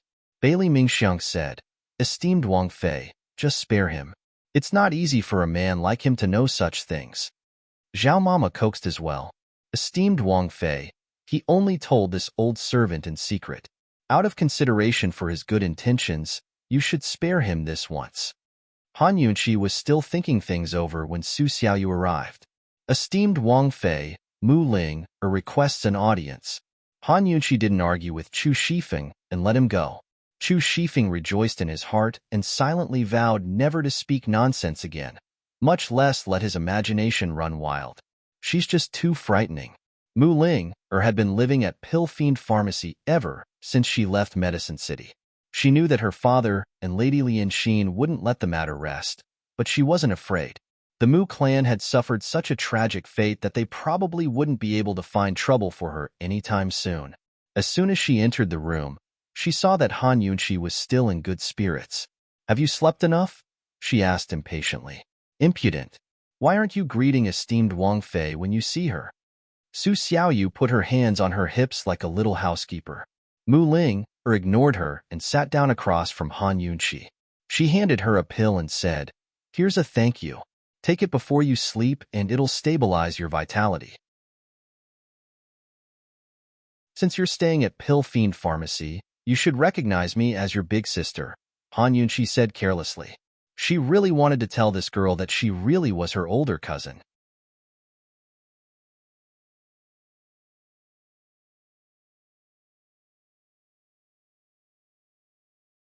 All right. You won't be punished for 3 days. Just hand over this month's salary to Pill Fiend Pharmacy's accountant, Han Yunqi said indifferently. Mu Linger didn't pursue the matter. If Su Xiaoyu hadn't provoked her, she wouldn't have bothered with her at all. After the matter of calling her big sister was interrupted, Han Yunqi and Mu Linger didn't bring it up again. Instead, they avoided the awkwardness of arguing. Mu Linger had actually only come to see Han Yunqi. That woman had been unconscious for Long Fei Yi, so who would dare to come see her? Seeing that Han Yunqi was fine, she prepared to leave. Han Yunqi called out, Wait, I also have to go to Pill Fiend Pharmacy. Let's go together. Mu Linger didn't say anything and waited for Han Yunqi to finish tidying up before leaving. Once everyone had left, Su Xiaoyu looked at Bailey Mingxiang and gave a cold snort. I don't need your fake kindness. Bailey Mingxiang frowned at her, but didn't say anything. She was more than 10 years older than Su Xiaoyu, so there was no point in bickering with the child. She thought that when Su Xiaoyu grew up, perhaps she wouldn't be so unreasonable. Just as she was about to leave, Su Xiaoyu suddenly said, Since His Highness Duke of Qin has returned, Are you going to stay by esteemed Wang Fei's side and refuse to leave? Bailey Mingxiang's heart skipped a beat. When she turned around, she saw that Su Xiaoyu was still glaring at her from behind. She couldn't help but clench her fists. What, are you going to deny it? Su Xiaoyu pressed closer. For the first time in her life, Bailey Mingxiang had the urge to hit someone, but she forced herself to endure it and turned to leave. She was angry and humiliated, but in the end, she still felt a little guilty. That was why she couldn't confidently deny it. If feelings could be controlled, how could they be called feelings? Would she ever be redeemed in this life? Han Yunxi and Mu Ling rode the same carriage to Pill Fiend Pharmacy. She didn't say anything the entire way, and Mu Ling was also very quiet. But just as they were about to get off the carriage, Mu Ling couldn't help but ask, "Where did he go?" When she was released from prison, Chi Brother didn't go to pick her up. She was already at Pill Fiend Pharmacy, but Chi Brother was still nowhere to be seen. She didn't dare to ask about the Long Fei, and Han Yunxi was still unconscious. She had waited bitterly for half a month. Han Yunxi pretended not to hear and got off the carriage. Mu Ling was anxious, but she didn't dare to continue asking. Fortunately, Han Yunxi still answered before she got off the carriage. He went to take care of business. He'll be back in a few days. Gu had already said that he was very familiar with the poison sect's forbidden grounds. Moreover, she'd reminded him of many things, so it should be easy to get the 10,000 poisons. Mu Ling's heart bloomed with joy as the sun shone brightly in her eyes. She quickly got to work and organized Pill Fiend Pharmacy's medicinal storehouses. She even took the initiative to instruct a few of the pharmacists in the shop. Han Yunxi spent a few days with Gu Beiwei and Mu Ling to discuss the opening of new branches of Pill Fiend Pharmacy. In the end, they decided to open Pill Fiend Pharmacy in all of Cloud Realm Continent's famous cities and prefectures within 3 months. Previously, they'd only opened one branch because they considered the monotonous supply of medicinal ingredients. Now that Pill Fiend Pharmacy was connected to Medicine City, they didn't have to worry about a lack of supplies. Han Yunxi proposed that Pill Fiend Pharmacy be split into 2 types, the premium and ordinary shops. One would only sell Pill Fiend Pharmacy's ingredients and high-end, while the other would sell Medicine City's ingredients. The goal was to dominate all of Cloud Realm Continent's medicinal ingredients market within 3 years. Mu Ling had no idea that Long Fei had only given Medicine City's Wang Clan a year's time to stop all business between Cloud Realm Trade Consortium and Medicine City. She was very serious. Han Yunxi, 3 years is impossible. Gu Beiwei smiled. This one still has the confidence to do so, as long as Medicine City's supply of medicinal ingredients doesn't stop. Mu Ling how about we make a bet? Han Yunxi grinned. Mu Ling wasn't an idiot. After being tricked once, she wouldn't fall for it a second time. She was very guarded against Han Yunxi, especially when Han Yunxi said the word bet. Since Dr. Gu's so confident, I won't pour cold water on you guys, she said lazily. It had to be said that things really did get done quickly with money. With the help of Long Fei's funds, Han Yunxi was able to buy land, shops, renovate, and hire people without a hitch. Within a month, all 20 Pill Fiend Pharmacy chain stores were opened. 10 of them were boutiques, while the other 10 were ordinary shops. Han Yunxi introduced a membership system for the boutiques and a big promotion for the ordinary shops. It could be said that she played with the modern chain stores and made the already famous Pill Fiend Pharmacy even more popular. Cloud Realm Trade Consortium even sent representatives to Medicine City to discuss their cooperation. They kept giving up their profits in the hopes of signing exclusive agreements with Medicine City. The so-called exclusivity agreement meant that once Medicine City signed with Cloud Realm Trade Consortium, they couldn't sign with anyone else. Naturally, Medicine City wouldn't sign such an agreement. The Council of Elders refused with the excuse that they'd yet to elect their members. Cloud Realm Trade Consortium had no idea how to punish Ouyang Ningnua, but he seemed to have vanished into thin air during this time. There was no news of him at all.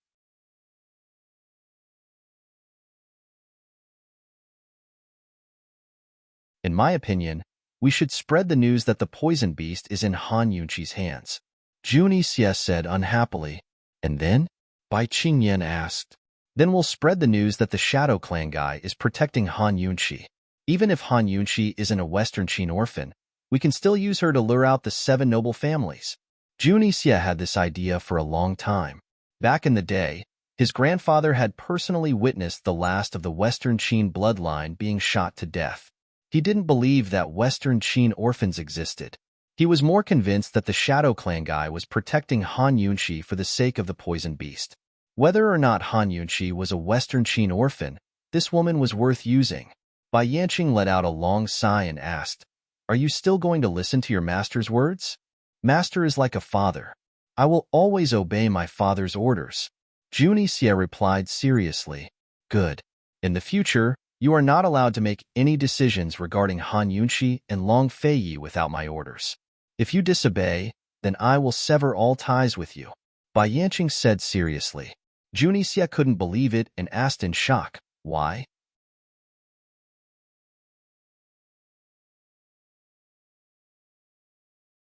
Chapter 547. Although Master had warned him time and time again not to cause trouble for Han Yunxi and Long Feiyi, he had never been so resolute. Jun Yixia looked at Bai Yanqing in disbelief, waiting for an answer. Why? Bai Yanqing was completely focused on handling the small plates of poison on the table, as if he didn't hear Jun Yixia's question. Jun Yixia waited for a long time.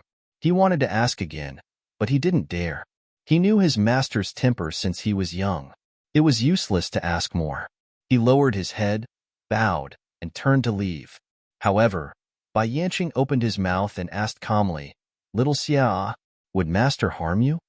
Jun Yixia turned around abruptly and saw that his master was still focused on handling the poison and didn't look at him. However, an indescribable feeling welled up in his heart. It had been so many years, and it was rare for his master to call him by his nickname. He stood there for a long time and looked at him for a long time. He didn't seem like the arrogant and merciless Duke of Kong at all. Instead, he seemed like a child who was easy to coax. This disciple obeys master's orders. He bowed respectfully again and turned to leave. He had listened to his master's words since he was young. Everything he had today was planned for him by his master. Of course, his master wouldn't harm him. He would let Long Feiyi and Han Yunxi live happily for a while. He believed that when he had complete control of Northern Li, his master would definitely take action. Not long after Jun Yixia left, Bai Yuqiao climbed up from the grass and returned to Bai Yanqing's side.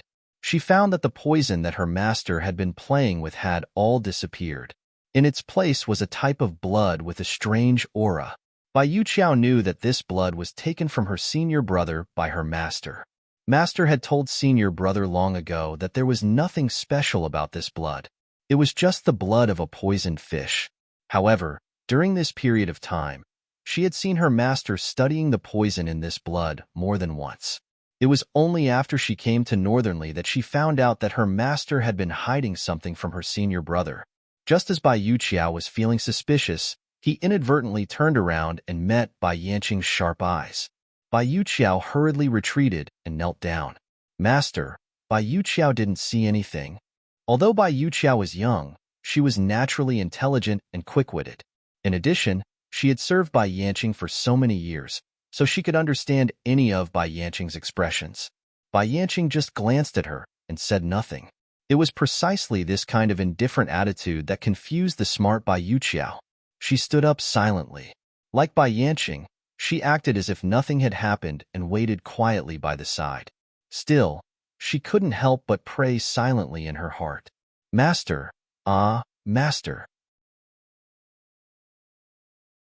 Senior brother treats you like a father and listens to your words. You mustn't harm him." Northern Li's Duke of Kong had been removed from his position and expelled from the imperial clan. News of this set off a storm in the imperial court as people scrambled for power and profit, adding insult to injury. Betrayals in Jun Yixia's camp were a daily occurrence, but only the stupid would actually participate. The truly intelligent ones knew that the Northern Dynasty's emperors were only putting on a show for medical and medicine city. Jun Yixia still held Northern Li's most important assets in his hands, the horse farms and snow mountains. Long Feiyi and Han Yunxi had taken over Medicine City and caused a storm in Northern Li's imperial court. All of Cloud Realm Continent's powers were talking about this with great relish. Even Tianan City and Western Liang City were paying close attention. In Tianan City, Long Tianma had wanted more than once to personally head south and invite the Duke of Qin to join forces against Western Liang and Western Zhou. Unfortunately, General Mu and Mu Qingwu both objected. "Your Majesty, the Duke of Qin won't come." Mu Qingwu was certain.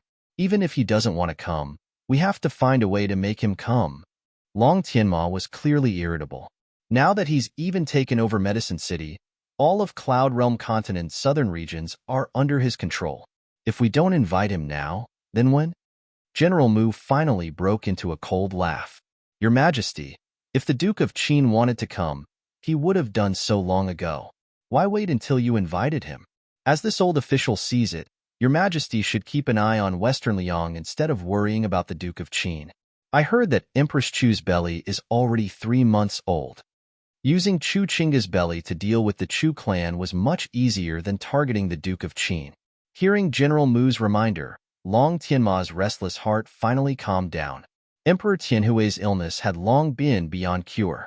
As long as Chu Chinga didn't give birth to a prince, the Chu clan would have no chance at all. As for the adult princes in Western Liang, Long Tianma didn't care about them at all. Long Tianma looked at General Mu seriously and murmured, "Zhen knows what to do." It was unclear what Long Tianma was planning, but Emperor Tianhui's illness was getting worse by the day in Tianliang City. Meanwhile, Chu Chinga's baby was already 3 months old. As soon as she found out she was pregnant, Chu Chinga's first thought was to kill the father, but Chu Tianin stopped her. No matter whether she was pregnant with a boy or a girl, the child would definitely be a boy. Chu Tianin had already prepared everything. Even so, Emperor Tianhui couldn't die, because there were still 4 other imperial princes in Western Liang. All of them coveted the throne and wanted Emperor Tianhui's life even more than Chu Tianin. If Emperor Tianhui died before Chu Chinga's child was born, then there was no way the throne would fall to his unborn child. Thus, Chu Chinga not only had to think of ways to stabilize Emperor Tianhui's condition, but also guard against the 4 imperial princes' schemes. Chu Chinga had been bitterly enduring this entire time, but when she heard that Han Yunshi had stolen all the limelight in Medicine City and that His Highness Duke of Qin, who hadn't been invited, had personally come to Medicine City to pick up Han Yunshi, her heart was filled with uncontrollable jealousy. Why was she suffering in hell while Han Yunshi stayed by Long Fei Ye's side? She wasn't any worse than Han Yunshi to begin with. She'd been working hard all this time, but why couldn't she catch up to Han Yunshi? She couldn't accept it. She believed that all she lacked was a bit of luck and opportunity. Like a madwoman, she couldn't wait to take revenge. Today, she took advantage of Chu Tianin's absence and ignored the protests of her trusted aides to leave the palace and visit her father at the Chu clan's estate in Western Liang. As soon as she entered the study, Chu Chinga fell to her knees. "Father, please agree to daughter's request. Otherwise, daughter will never give birth to the child in my womb." Great General Chu was both surprised and angry. "Who allowed you to come?" Unexpectedly, Chu Chinga took out a dagger from her sleeve and held it against her belly. "Father, please agree to daughter's request." Great General Chu was stunned. He knew that this daughter of his was proud and arrogant, but he never expected her to be so cruel as to threaten him with the child in her womb. Seeing the ruthlessness in his daughter's eyes, Great General Chu's eyes flickered with worry. He was afraid that if he pushed this girl too far, everything the Chu clan had painstakingly built up in Western Liang would be destroyed in a single day. "Fine. What do you want father to agree to?" Great General Chu asked. "Destroy Han Yunshi." Chu Chinga spoke word by word. She knew that her father and brother wanted to rule the world. Once the child in her womb ascended to the throne, they'd be the true rulers behind the curtains. Then she'd be nothing more than a puppet. Thus, she had to make things clear first. A complicated look flickered past Great General Chu's eyes. He was more or less disappointed with Han Yunshi. After all, he'd been looking forward to her arrival. "Father, please agree to my request." Chu Chinga was moved beyond words. "Han Yunshi is Long Fei Ye's wings. Don't you worry, when the Chu clan truly becomes enemies with the Duke of Qin, we'll break his wings first." Great General Chu was certain. "I want everything related to Han Yunshi to be under my control." Chu Chinga made her demands clear. You, Great General Chu was furious. You're simply making trouble. Chu Chinga didn't speak. Instead, her dagger pierced through her clothes. Alarmed, Great General Chu immediately rushed over, but Chu Chinga only grew more ruthless. I agree to your request. Great General Chu practically roared, afraid that he'd be too late. Forgive daughter for being disrespectful, but daughter hopes father can swear an oath, Chu Chinga said seriously. Great General Chu was about to suspect that his daughter had lost her mind, but he had no choice but to comply. The only thing he rejoiced in was that this damned girl hadn't asked him to swear not to kill Long Fei Yi. He had long known of her feelings for the Duke of Qin. With her father's promise, Chu Chinga was finally satisfied. She walked out of the courtyard and looked up at the blue skies of West Liang, one hand stroking her slightly protruding belly. She told herself to endure a little longer. 7 more months and it'll all be over. Far away in South Ning City, Han Yunxi had no idea that hatred was growing in the distance. She'd been busy at Pillfiend Pharmacy dealing with medicinal ingredients and was in a good mood. After fainting last time, she hadn't dared to rush into the poison storage space. Instead, she'd rested enough to enter 2 or 3 times to make sure everything was going smoothly. Finally, she set her sights on Lil Thing. Today, Lil Thing was curled up like a cat sleeping by Gu Beiyue's side. Han Yunxi had to search for half a day before she found it. She walked over and pretended to be careless as she picked up Lil Thing in her arms. Lil Thing opened one eye and saw that it was Mama Yunxi. It immediately looked around with both eyes and saw that Batty Long wasn't around. Finally, it relaxed and snuggled up in Mama Yunxi's arms for a while before curling up into a ball and falling asleep. Han Yunxi gently patted Lil Thing and asked, Dr. Gu, don't you take your afternoon nap? I'm not used to it. Gu Beiyue smiled faintly. His smile was even warmer than the winter sun. He glanced at Lil Thing and added, Take advantage of today's scorching sun to dry these ingredients in the sun. Just leave it to the servants. You're the head doctor, yet you're doing it yourself? Han Yunxi smiled. These ingredients are precious, so I don't feel at ease, Gu Beiyue said seriously.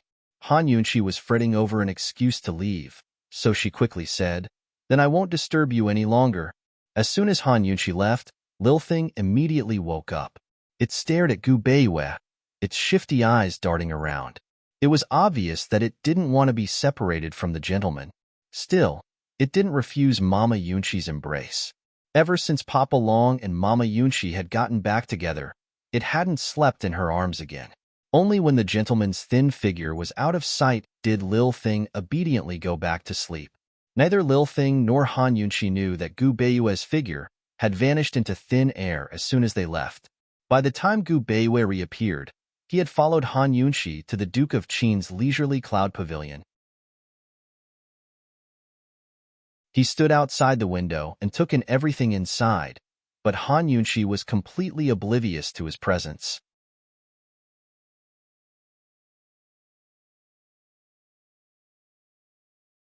Chapter 548. Han Yunxi hugged Lil Thing as she sat in the study, taking a few deep breaths before slowly closing her eyes. The detox system couldn't take in living things like this, so she used the poison storage space instead. In the past, the poison storage space had taken in an entire pond of poison water, leaving her unconscious for days. She didn't know what the consequences would be this time, much less whether she could take it in. After all, Lil Thing was a living poison. After adjusting herself, Han Yunxi quickly got into the mood. She closed her eyes and used her thoughts to control it just like she did with other poisons. As she closed her eyes, the room fell silent. But suddenly, the sleeping Lil Thing shot to its feet and looked out the window. What's wrong? Han Yunxi comforted it doubtfully, only to realize that Lil Thing was looking out the window. Is there someone here? Her heart gave a start as she hurried to the window. She looked around, but didn't see anyone. She placed Lil Thing on the windowsill, but it didn't move. Seeing this, Han Yunxi didn't think much of it. After all, the Duke of Qin's estate was heavily guarded, especially her courtyard. It was unlikely that outsiders would be able to get in. She shut all the windows and sat back down with Lil Thing, who was already awake. It had sensed the gentleman's scent just then and reacted instinctively. Since the gentleman had hidden away, of course it wouldn't betray him. In its heart, the gentleman was the best person in the world to Mama Yunxi, even better than Long Feilong. Thus, no matter why the gentleman was secretly following Mama Yunxi or peeking at her, it would pretend it didn't know a thing. Actually, Lil Thing was very clear that Long Feilong was peeking at Mama Yunxi. It didn't want to pretend it didn't know anything, but it didn't dare to. It's depressing just thinking about it. Lil Thing looked around its surroundings and found it even harder to sleep. It was curious what Mama Yunxi wanted to do. Why was it brought to the leisurely Cloud Pavilion study as soon as it woke up? And why were the windows and doors closed? Lil Thing saw the shiny little tools on the table and shivered. It wanted to escape. Mama Yunxi must be experimenting on it. She might even pull out its fangs and take its poison blood. Han Yunxi hugged Lil Thing tightly and narrowly avoided letting it escape. Be good. Don't move. Good girl. She held it down with one hand and patted it with the other. However, the more she did this, the more the little thing struggled. All right, be good and don't move. What's wrong? Little thing, look at what this is. Do you want some? Han Yunxi generously took out a rare poison. Unfortunately, the little thing ignored her and continued to struggle. Although it was small, it was very strong. Moreover, Han Yunxi only grabbed it with 2 hands while it resisted with 4 claws. Squeak, squeak, squeak. Han Yunxi scratched and pressed with all her might. Those who didn't know would think that the man and the beast were fighting. In the end, Han Yunxi lost her temper and said angrily, Little thing, stop right there. Squeak. The little thing cried out loudly. While she was not paying attention, it suddenly broke free and jumped to the ground. Han Yunxi was shocked and blurted out, Little thing, get in. As soon as he finished speaking, the little thing actually vanished into thin air. Han Yunxi was shocked herself, but she quickly regained her senses. Her lips curled into a wicked grin. Success! When she shouted just now, she sent Lil Thing into her poison storage space with a thought. She immediately entered the space and saw the little thing crawling out of the poison pond like a drowned rat. Han Yunxi was so serious and meticulous when treating poisons, but in reality, she was an incomparably naughty girl. She watched as the little thing snickered and purposely kept quiet. Lil Thing looked left and right and was so scared that it shuddered. Its originally wet white fur instantly stood up, and it looked like a fur ball with its fur standing on end. This place was so familiar. Lil Thing had lived for so long that some of its memories were hazy. However, it clearly remembered that it had been here before. This was the poison sect's poison storage space. Not every poison sect disciple could cultivate such a space in their minds, but some were lucky enough to be born with such a treasure. All they needed to do was find a way to open it. Of course, whether it was a space cultivated through hard work or born with it, the chances of it appearing were very small. Even if some people were born with it, they'd never be able to open it in their entire lives, much less know of its existence. Lil Thing had lived for so long, but this was only its second time here. The first time had been so long ago that it had even forgotten who it belonged to. Now it finally understood why Mama Yunxi could take out so many good things from her little medical pouch for it to eat. So there was a hidden universe behind the scenes. Lil Thing looked around before suddenly closing its eyes.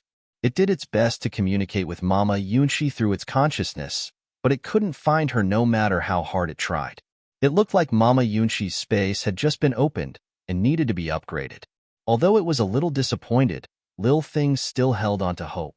It believed that one day it could enter the poison storage space and communicate with Mama Yunxi through its consciousness. Then it could tell her many, many secrets. For example, its gentleman had always liked Mama Yunxi, or that Batty Long had done all sorts of bad things behind Mama Yunxi's back, or that Goo was actually a poison goo human just like itself, undying and indestructible. Would there be such a day? Would it be far off? Lil Thing didn't know. Seeing that there was no one else around, Lil Thing's round, black eyes turned shifty. It looked around again to make sure Mama Yunxi wasn't around before plunging head first into the poison pond. Han Yunxi was puzzled at first, Was Lil Thing trying to commit suicide by jumping into the water? But soon enough, she realized what was going on. Lil Thing, get up here. Right now. Han Yunqi shouted as she rushed over, but it was already too late. In a flash, the water level in the pond had dropped significantly.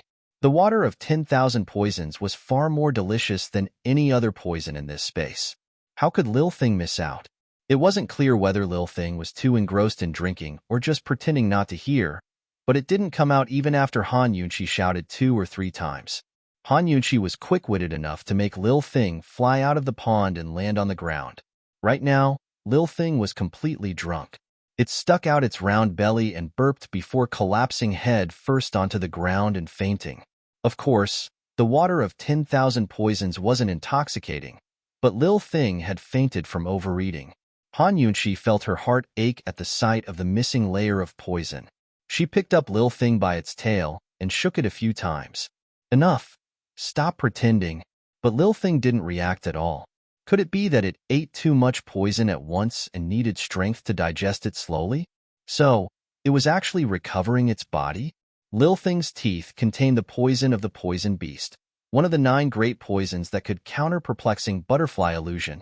Han Yunqi hesitated for a moment before carrying Lil Thing to the edge of the pond and casually tossing it in. Compared to the poison of 10,000 beasts, this pond was nothing.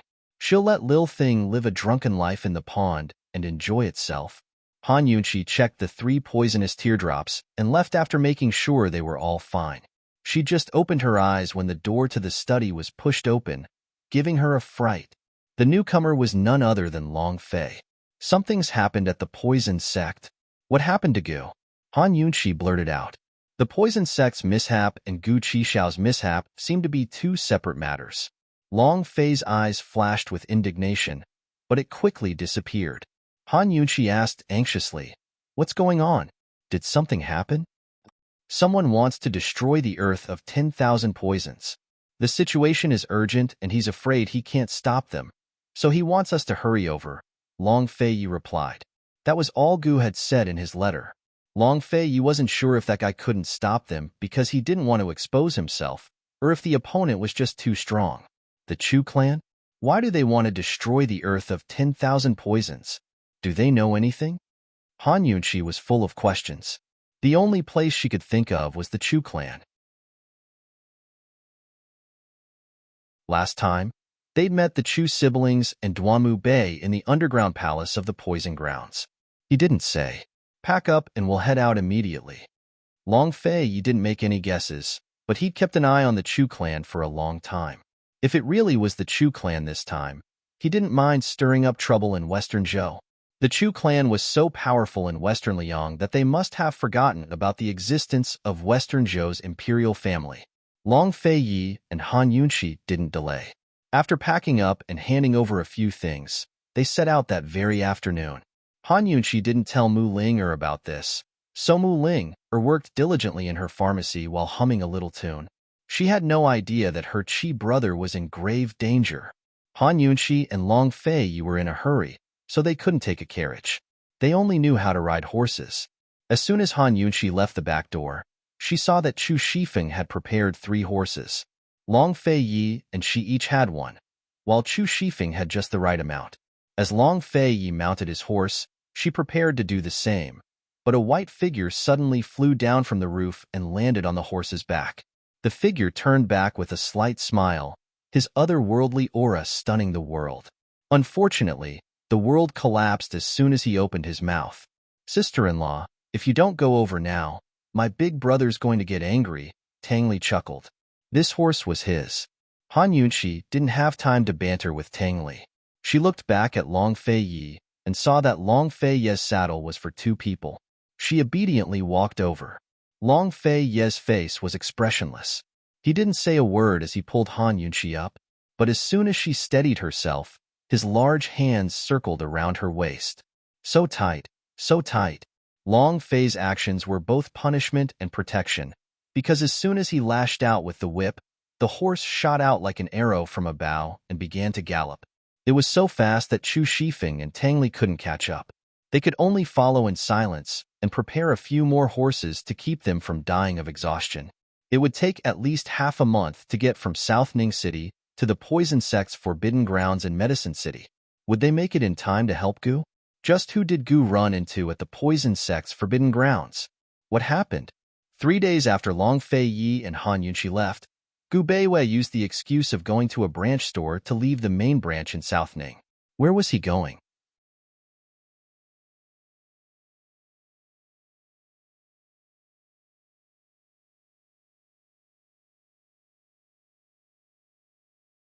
He clenched the earth of 10,000 poisons that he had collected and looked at the raging fire with a cold and stern expression.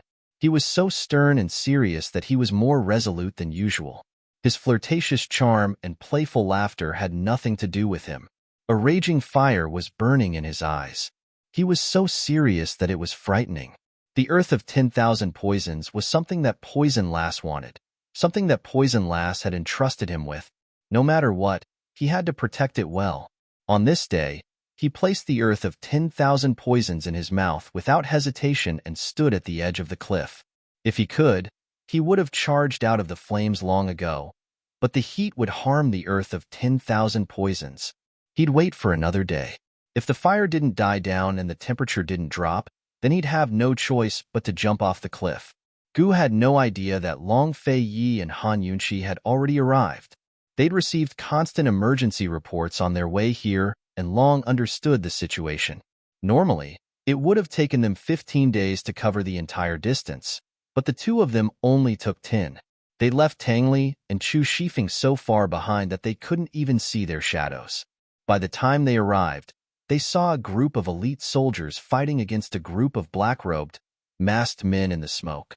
Han Yunqi recognized them as poison humans at a glance. No wonder Long Fei Ye's elite soldiers stationed at Medical City couldn't deal with them. Long Fei Ye's martial arts and Han Yunqi's poison skills made it very easy for the two of them to take care of the poison humans. Long Fei Yi examined the corpses in surprise. Juni Xie's men? Han Yunqi didn't have time to worry about such details. She quickly ordered people to fetch water to extinguish the flames. Now that the poison humans were dead, no one threw anything else into the fire. The secret room was filled with stone and soil, so the fire would slowly die down and die out. But the smoke from the fire was deadly. How many of the people who died in a fire didn't burn to death, but choked to death instead? She was very worried about Gu. Long Fei Yi wasn't worried about Gu at all. He took out a new mask and wet it for Han Yunqi before continuing to examine the corpses. He didn't understand why the poison humans had set the place on fire. Moreover, they prepared so much incendiary material that it was obvious they were going to burn for days. Gu hadn't explained clearly in his letter either. What did this have to do with the earth of 10,000 poisons? He had a feeling that something wasn't right here. Han Yunqi. Long Fei Yi was about to speak when suddenly, several fire arrows shot out from the shadows. There was an ambush. Long Fei Yi immediately pulled Han Yunqi into his arms, and it was because he wanted to protect Han Yunqi that a fire arrow brushed past his arm, setting it ablaze. Han Yunqi hadn't even recovered from her shock when Long Fei Yi had already shielded her. He dodged several fire arrows and leaned against the wall, pressing his arm against the wall to forcibly extinguish the fire. The Chu family. The Chu family. Long Fei Yi and Han Yunqi blurted out those two words at the same time. Whether the Chu family had raised their own poison humans or had colluded with Juni Xie, it was hard to be surprised. At this moment, they didn't have the time to think too much about it as the archers in the shadows had yet to reveal themselves. Fire arrows rained down from all directions, increasing in number and density, making it impossible to guard against. The enemy was in the shadows, while they were in the light. They were completely at a disadvantage. Surrounded by 10,000 swords and protected by the elite troops, Long Fei Yi was barely able to protect Han Yunqi. If it was him, he would have given it his all and killed those archers in the shadows even if he was burned. However, Han Yunqi was in his arms, so he definitely wouldn't take the risk. Only the heavens knew how many archers were hidden in the shadows. Only the heavens knew if Chu Tianin was in the shadows. He had to be on guard against Chu Tianin's archery. Long Fei Yi, change from defense to offense and kill those archers. Han Yunqi was very decisive. Although she didn't know martial arts, She could see that in such a small place like the underground palace, once the archers completely suppressed them, they could only keep defending until they ran out of energy. Therefore, even if they were seriously injured, they could only choose this path. She had just finished speaking when Long Fei Yi very domineeringly pressed her head against his chest and ordered coldly, "Hide well." Han Yunqi was about to break free when Long Fei Yi pulled out his long whip and opened a path for them to escape into the second secret passage. Han Yunqi was stunned at first, then she was overjoyed. How could she forget that there were still 4 secret passages around them? If she remembered correctly, there were poisonous spiders in the second secret passage. The Chu siblings and Duanmu Bei had all experienced it before, and she had Little Thing's help, so she was naturally safe and sound. Although the fire arrows continued to fly in, it wasn't as narrow as the outside. It was easy to dodge the arrows in the secret passage as long as they kept running forward. The secret passage was very deep. Unless the archers in the shadows chased after them, the accuracy of the fire arrows was very low. Han Yunqi raised her head again and said with a smile, "Your Highness, if it's the Chu family, they definitely wouldn't dare to chase after us." At this time, there were still many fire arrows whizzing past them. Long Fei Yi pressed Han Yunqi's head against his chest again and said in displeasure, "Be careful." Long Fei Yi only let go of Han Yunqi when they had escaped to a very deep place and the fire arrows had disappeared behind them. "Be good and stay here." He wanted to leave after saying this, but that group of archers probably thought that he wanted to escape. When had he ever dodged an enemy's attack? He only wanted to leave Han Yunqi here while he went out to fight. In a hurry, Han Yunqi hurriedly grabbed Long Fei Yi's hand and was about to say something, but he said, "Wait for this prince to come and get you." He hurriedly left after saying this. Han Yunqi didn't know whether to laugh or cry, but she didn't say anything. Very soon, Long Fei returned, followed by a dense swarm of black, venomous spiders. Long Fei Yi frowned as he looked at Han Yunqi, undoubtedly wanting her to make a move. Seeing that his never-changing face finally had a different expression, Han Yunqi couldn't help but burst into laughter. "I wanted to remind you just now. Who told you to be anxious?" Long Fei Yi didn't say anything. Han Yunqi took out the still sleeping Lil Thing from her medical pouch and casually tossed it into the swarm of spiders. Before Lil Thing even landed on the ground, the black mass of poisonous spiders fled in all directions in fright. In the blink of an eye, they were all gone. Although Lil Thing wasn't awake yet, it was definitely the pass to the entire poisonous herb storehouse. Once the poisonous spiders scattered, Long Fei Yi was about to leave, but he turned back and called out to her, "Han Yunqi." Actually, Han Yunqi was also anxious. Long Fei Yi hurriedly dealt with the group of archers outside so that they could put out the fire and save Gu. She said seriously, "I'll obediently wait for you to pick me up. Be careful." Unexpectedly, Long Fei Yi said, "This prince wants to kill to his heart's content. You'll have to wait a little longer." After he finished speaking, he turned and left, quickly disappearing from sight. He wasn't present when the 2 families' archers surrounded and attacked Han Yunqi.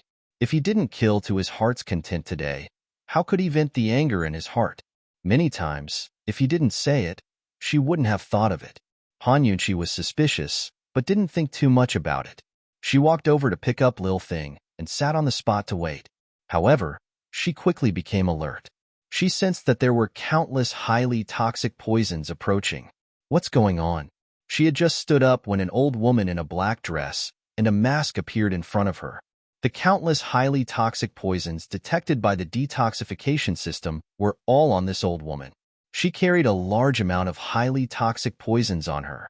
The detoxification system naturally wouldn't be so bored as to simply check the poisons on everyone's body. But when the amount of poison exceeded a certain amount, the detoxification system would still alert the owner if there was a threat. Who was this old woman? Was she also a member of the Chu family? From the looks of it, she wasn't afraid of the poisonous spiders here. Han Yunqi casually hid Lil Thing into her sleeve and retreated vigilantly. "Who are you?" "I've been entrusted by someone to take your life," the old woman said gloomily. Han Yunshi didn't hesitate to activate Pear Blossom Teardrop Rain and shot out several poisonous needles. Who knew that this old woman would easily dodge them and even neutralize the poison powder that the needles carried? Good heavens, she was a highly skilled practitioner of poison. Han Yunshi made a prompt decision as she turned around and ran. Should she run towards the depths of the secret passage or run towards the exit?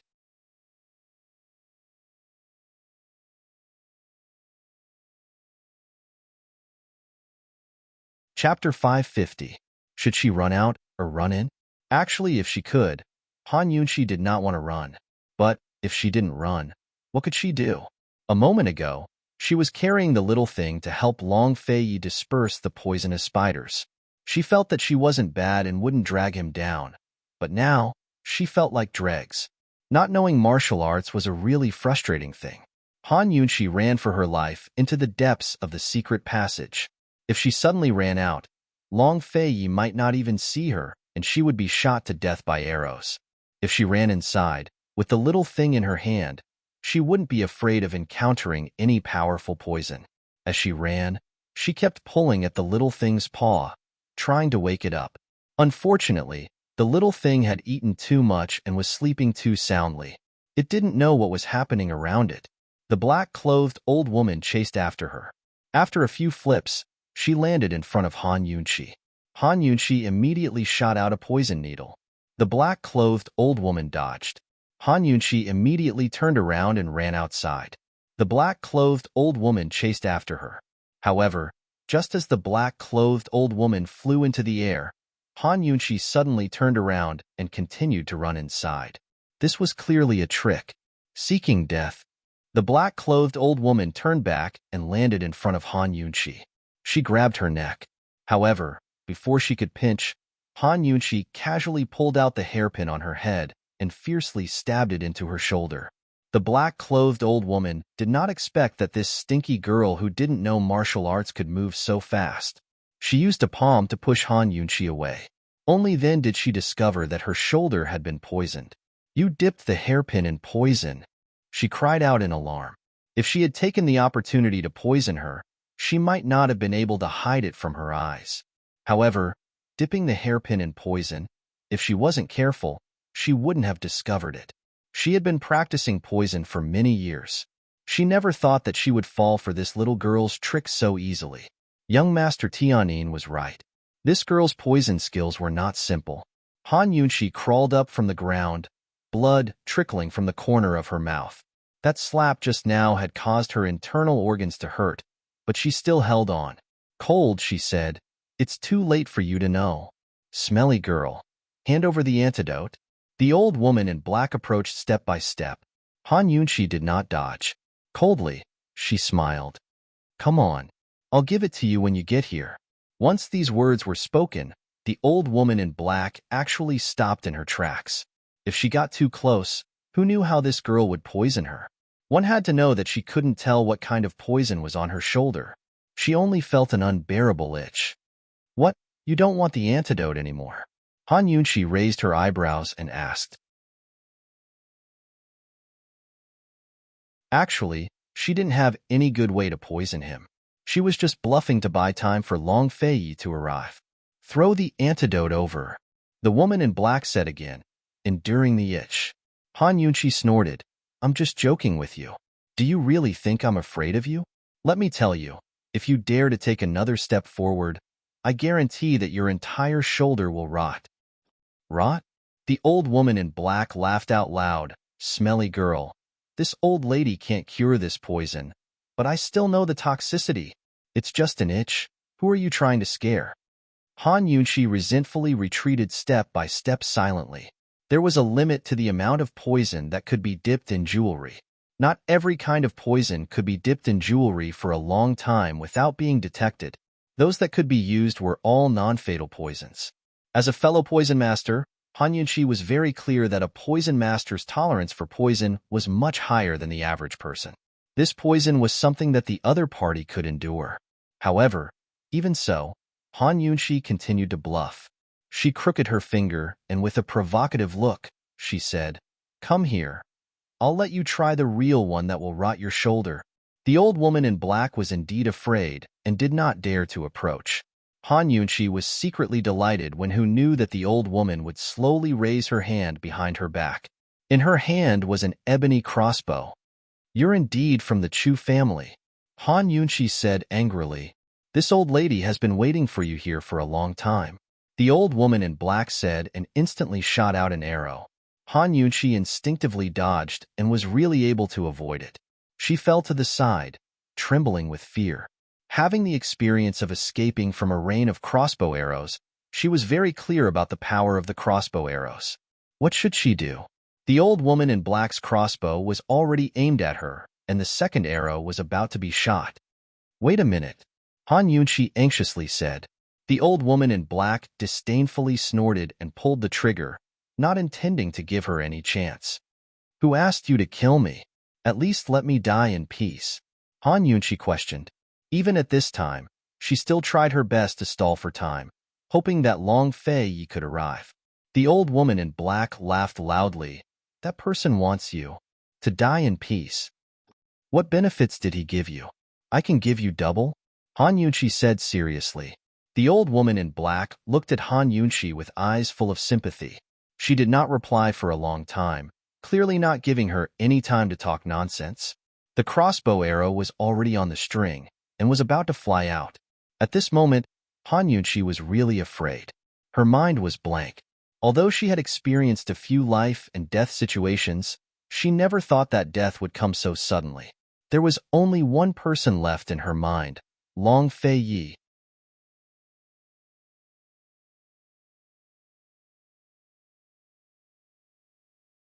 At this time, a crossbow arrow flew out from the secret passage and passed in front of Han Yunqi. It almost hit her. That black-clothed old woman had arrived. Taking 3 steps back was the abyss. Han Yunqi had no way to retreat. The black-clothed old woman did not shoot another arrow. Instead, she walked out of the secret passage step by step. The crossbow in her hand was aimed at Han Yunqi. "Stinky girl, these poisonous spiders are actually protecting you? Where did you come from?" The old woman was very puzzled. She had guarded the underground palace for over a year before she finally understood all the poisonous creatures here. However, she was still unable to control them. Why were these poisonous spiders protecting this girl? Could it be that this girl was related to the poison sect? Yes. Han Yunqi's entire back was soaked with sweat, but her expression was calm. Even if there was only the slightest chance, she had to seize it and stall for time. "Long Fei Yi, if you don't come to pick me up now, you really won't be able to. You want to stall for time?" The black-clothed old woman was very smart. She smiled and pulled the trigger without hesitation. Han Yunqi knew that she was doomed this time. She didn't close her eyes, but opened them wide to watch. If she was destined to leave, then it would be good to take one more look at this world. However, she saw him. She saw that he was in this world. Like an illusion, he suddenly appeared behind the black-clothed old woman. That handsome face she was most familiar with was as cold as ice. Those eyes she loved the most were frighteningly deep. He suddenly raised his sword. Only then did the black-clothed old woman notice. She was about to turn around, but it was too late. His long sword fell, the light of the blade flashing. The old woman's arm holding the crossbow also fell to the ground, splashing blood everywhere. The old woman even forgot to cry out in pain as she gaped at him. His gaze turned even colder.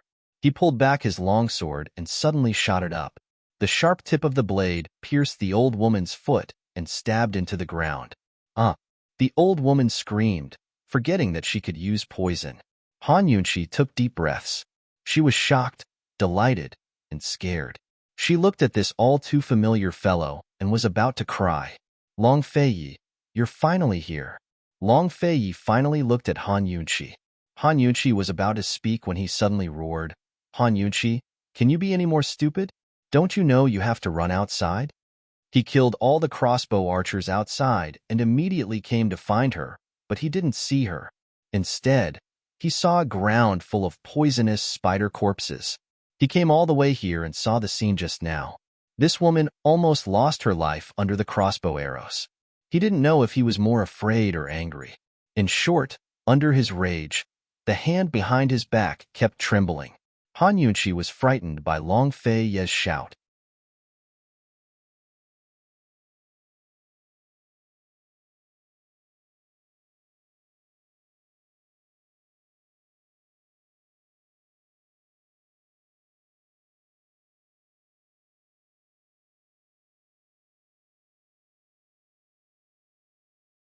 In this situation, her only way out was to beg for mercy.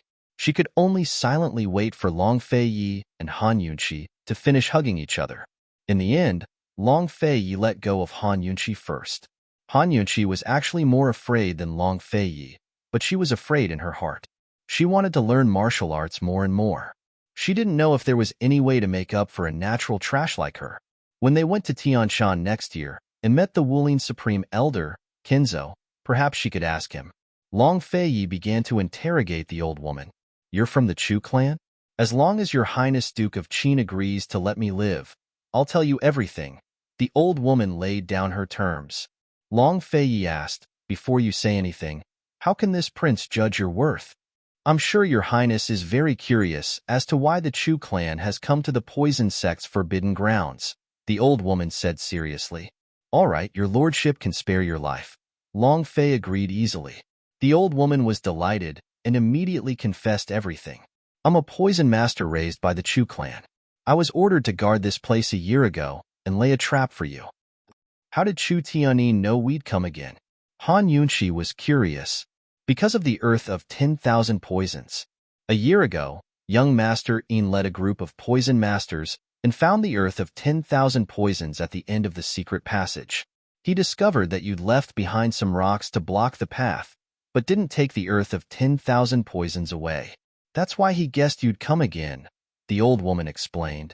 Actually, this was all a misunderstanding. Han Yunqi and the rest had no idea it was the Earth of 10,000 Poisons.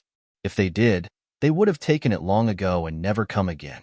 Han Yunqi didn't explain, but asked doubtfully, does Chu Tianyi know about the Earth of 10,000 Poisons? If not for Gu's words, Han Yunqi wouldn't even know about its existence. She'd never seen such a thing in any of the poison scriptures she'd read before. Perhaps it was something unique to Cloud Realm continent. The old woman shook her head. She'd only heard about it before. I'm not sure. Which aunt probably told him? Which aunt? Who's that? Long Fei Yi asked. Young Master Yin's most powerful poison master, the old woman replied honestly. Han Yunqi vaguely remembered reading about the witch ant in Cloud Realm Continent's poison records. She never expected Chu Tianyin to interfere with Tianning's internal affairs and get involved in the poison world as well. His ambitions weren't small, and his background wasn't simple either. Why did you set the fire? Long Fei Yi asked again. This was the only thing he couldn't figure out. There was no need to set the place on fire for such an ambush. The old woman fell silent. Are you going to tell me or not? Long Fei Yi wasn't so patient. Your Highness Duke of Qin, I'll tell you everything. You can't go back on your word. The old woman was still afraid in the end. Your lordship won't go back on his word, Long Fei Yi replied. Only then did the old woman relax. Young Master Yin was the one who set the fire. When Gu went in, young Master Yin just happened to be there. He set the fire to cut off Gu's escape route and lure you all here. Long Fei Yi suddenly narrowed his eyes. Chu Tianyin's still hiding in the underground palace. He just killed all of the archers in the underground palace, but Chu Tianyin was nowhere to be seen. He never expected the man to have another ambush. This place is most suitable for a fire attack. Your Highness Duke of Qin, please be careful. In order to save her own life, the old woman was quite desperate. She actually warned Long Fei Yi to be careful. When she saw Long Fei Yi's icy expression, her fear deepened. She hurriedly added, there's also a third reason. The third reason is to destroy the Earth of 10,000 Poisons. Which aunt said that the Earth of 10,000 Poisons toxicity will gradually dissipate if the temperature of the rocks and soil continues to rise. Unexpectedly, as soon as she finished speaking, a fire dragon suddenly shot out from the secret passage. Someone had set the place on fire. Long Fei Yi was alarmed. He stopped Han Yunqi and was about to leave, But the people outside had used a special kind of fuel. The fire immediately grew stronger, and the secret passage was too small to escape. In the end, even Long Fei had miscalculated. Presumably, when he'd entered to save Han Yunqi, Chu Tianin had already killed the elite soldiers outside. Now he was setting the place on fire to cut off their escape route. The old woman was also shocked. Once the fire reached her, she wouldn't be able to escape. Suddenly, Long Fei pulled out the sword stuck in her foot and fiercely slashed it, taking her life. Long Fei wouldn't let go of anyone who endangered his woman's life, let alone being insincere, even if he had to resort to underhanded means. Long Fei watched as the fire grew stronger and stronger. Just as he was hesitating over whether or not to rush out, Han Yunqi suddenly shouted, "Gu's about to jump." When Long Fei had suddenly arrived, she'd forgotten about Gu for a moment. When the old woman mentioned the earth of 10,000 poisons, she immediately thought of him. Long Fei, Gu's there. The earth of 10,000 poisons is also there. Quick, stop him. Han Yunqi tugged on Long Fei's arm, indicating that he should look down. Long Fei discovered that the end of these secret passageways all led to the same abyss. Although they couldn't see it clearly from afar, they could clearly see that the smear of red was at the edge of the cliff. It looked like it was about to fall. Was this guy trying to protect the earth of 10,000 poisons? This thought flashed through Long Fei's mind. He shouted, "Gu." However, the wind was too strong. His voice was quickly drowned out by the howling wind. At this moment, Gu really was about to jump off the cliff. Even though the earth of 10,000 poisons was hidden in his mouth, it was still affected by the heat. He had to jump down. Otherwise, there would be no more earth of 10,000 poisons in this world. Gu, we're here. Here. Han Yunqi was so anxious that she was about to cry. Helpless, Long Fei could only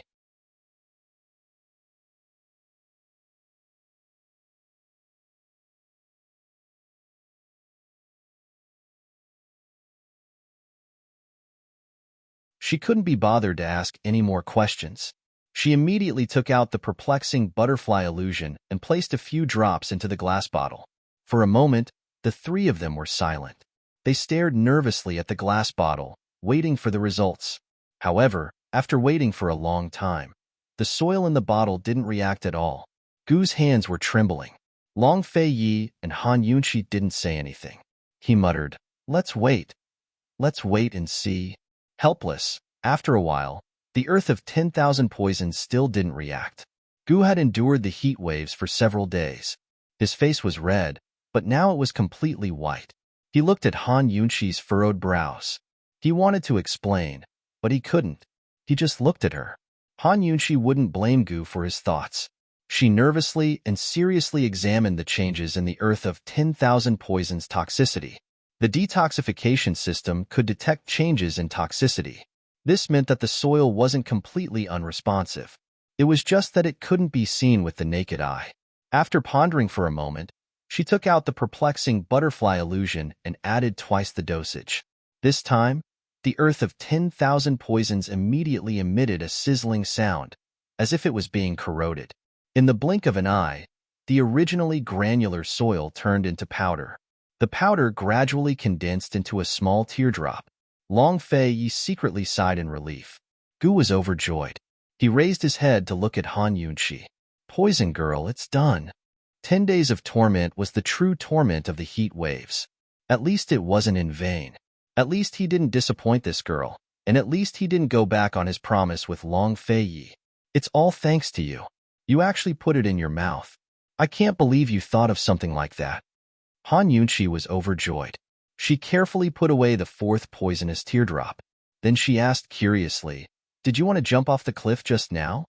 If you guys hadn't come, I really would have jumped. If I hadn't jumped, I wouldn't have been able to keep this thing. Gu chuckled. Han Yunqi rolled her eyes at him. You're courting death. Long Fei didn't say anything. He knew that Gu was serious. He wasn't courting death. Just as they were talking, the ground suddenly shook. The entire mountain seemed to tremble. What was going on? Look, it's on fire. Han Yunqi cried out in alarm. They saw that the earth of 10,000 poisons and the poison orchids on the cliff below had spontaneously combusted. The entire cliff had turned into a raging inferno. The earth of 10,000 poisons' toxicity was probably all gone. This thing was very common, so it was very difficult to explain why it spontaneously combusted. Han Yunxi and the other two watched, who knew that the mountain would suddenly tremble again.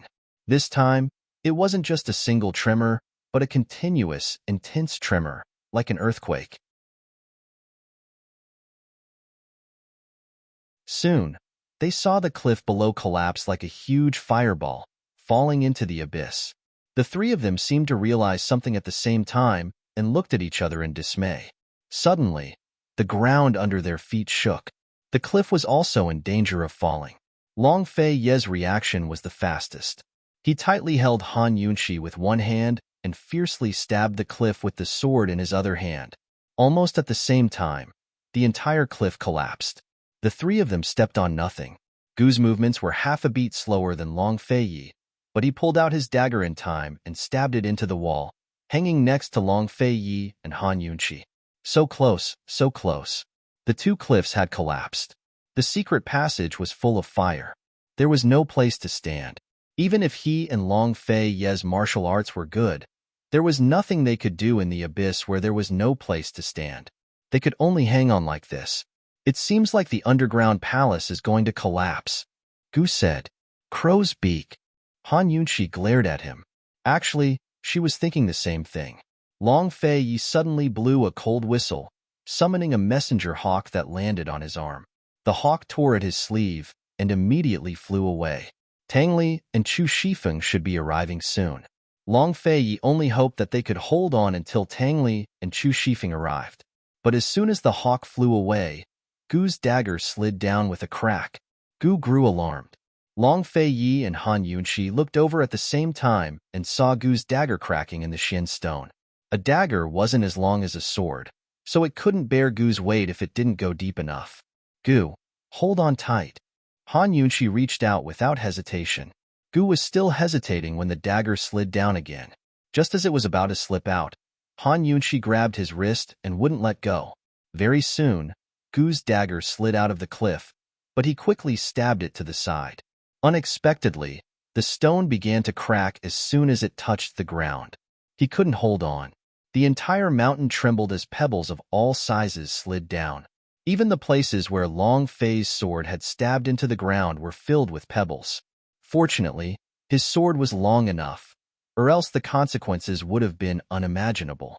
Gu couldn't find a place to support himself, nor could he fly with his martial arts skills. If not for Han Yunxi holding on to him, he would have fallen long ago. Han Yunxi always felt that she was very strong, stronger than many men. But this time, she realized that her strength was pitifully weak. She couldn't support Gu's weight with just one arm. She didn't want to let go, but her hands slid down uncontrollably. Gu, quickly hold on to me, quickly, she urged anxiously. But Gu was still looking for a place to support himself. Gu, did you hear me? Hold on to me, quickly, I can't hold on any longer. Han Yunxi was both angry and anxious. Was this fellow's brain damaged?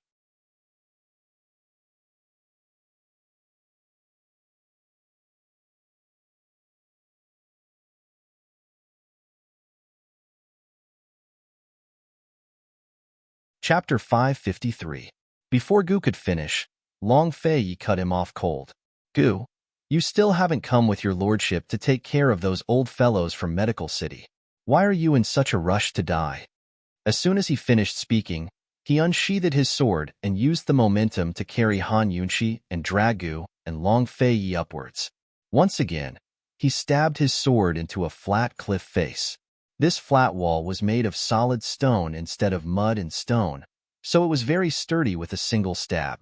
Seeing this, Gu Qishao rejoiced and stabbed his dagger in as well. This time, he'd found a solid point to support himself. Han Yunxi exhaled in relief and let go of him. She looked back at Long Fei Yi and murmured, "You've worked hard."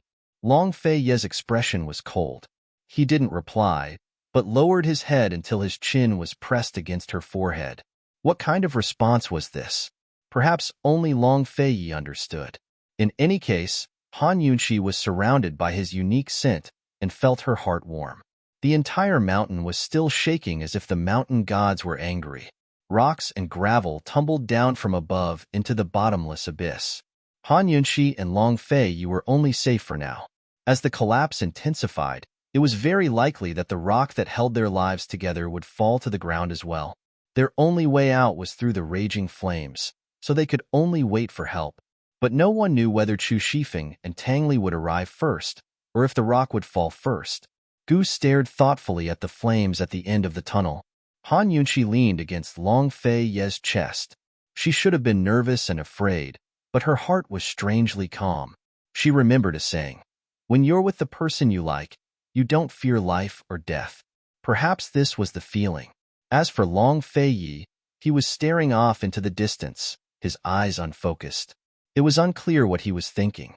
In short, these three people were walking on the edge of life and death, yet no one was afraid. Suddenly, Gu Qixiao shouted, "Quick! Look! The fire is out!" Long Fei Yi and Han Yunxi didn't think much of it. They were both in a daze, too lazy to pay it any attention. No matter how fast Chu Shifeng and Tang Li were, there was no way they'd be able to get here and put out the fire in such a short time. Gu must be joking out of boredom. "Look, the fire is out, it's out."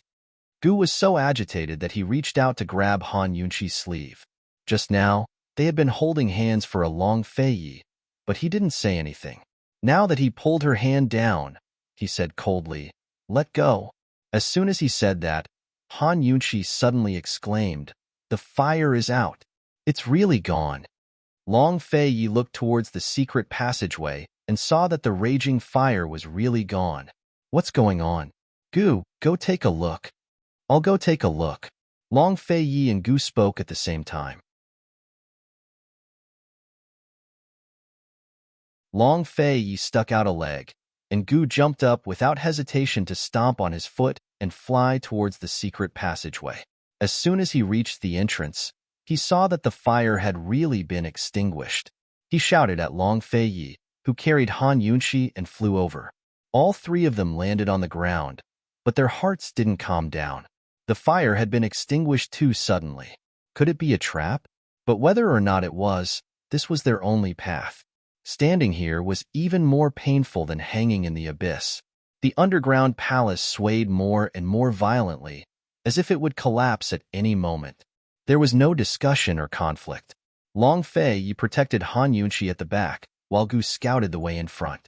They dodged the falling stones as they quickly passed through. They could see that the secret passageway was covered with gravel and soil. Someone must have used soil and rocks to extinguish the fire. This method of extinguishing the fire was very clever. Not only did it use local materials, but it also didn't use water to extinguish the fire. So once the fire was extinguished, Han Yunxi and the rest could immediately escape without waiting for the smoke to disperse. Han Yunxi felt that the person who extinguished the fire didn't seem to be setting a trap, but more like helping them with good intentions. If it was a trap, there was no need to go through so much trouble. They could have just trapped them in the abyss and be done with it. Of course, in an emergency situation, Han Yunxi didn't have time to think too much. The more they escaped, the more they realized that the underground palace was collapsing. When they were about to reach the exit of the secret passageway, half of the passageway had collapsed.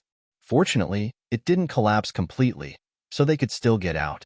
However, when they came out of the second secret passageway, they saw that the big stone outside the secret room was sealed. The ground was shaking, and they couldn't even stand steadily in the secret room. Gravel and soil kept falling, and it seemed like the place was going to be flooded. This path seemed to be more of a dead end than the abyss. "Watch her," Long Fei Yi said sternly. Gu hadn't recovered from his shock yet. Seeing Han Yunxi's awkward expression, he finally understood what was going on. Gu deliberately stood behind Han Yunxi and replied very happily, "Don't worry." Long Fei Yi let go of Han Yunxi and found the exit. He circulated his energy with both hands and quickly struck out, smashing the big stone blocking the way into pieces.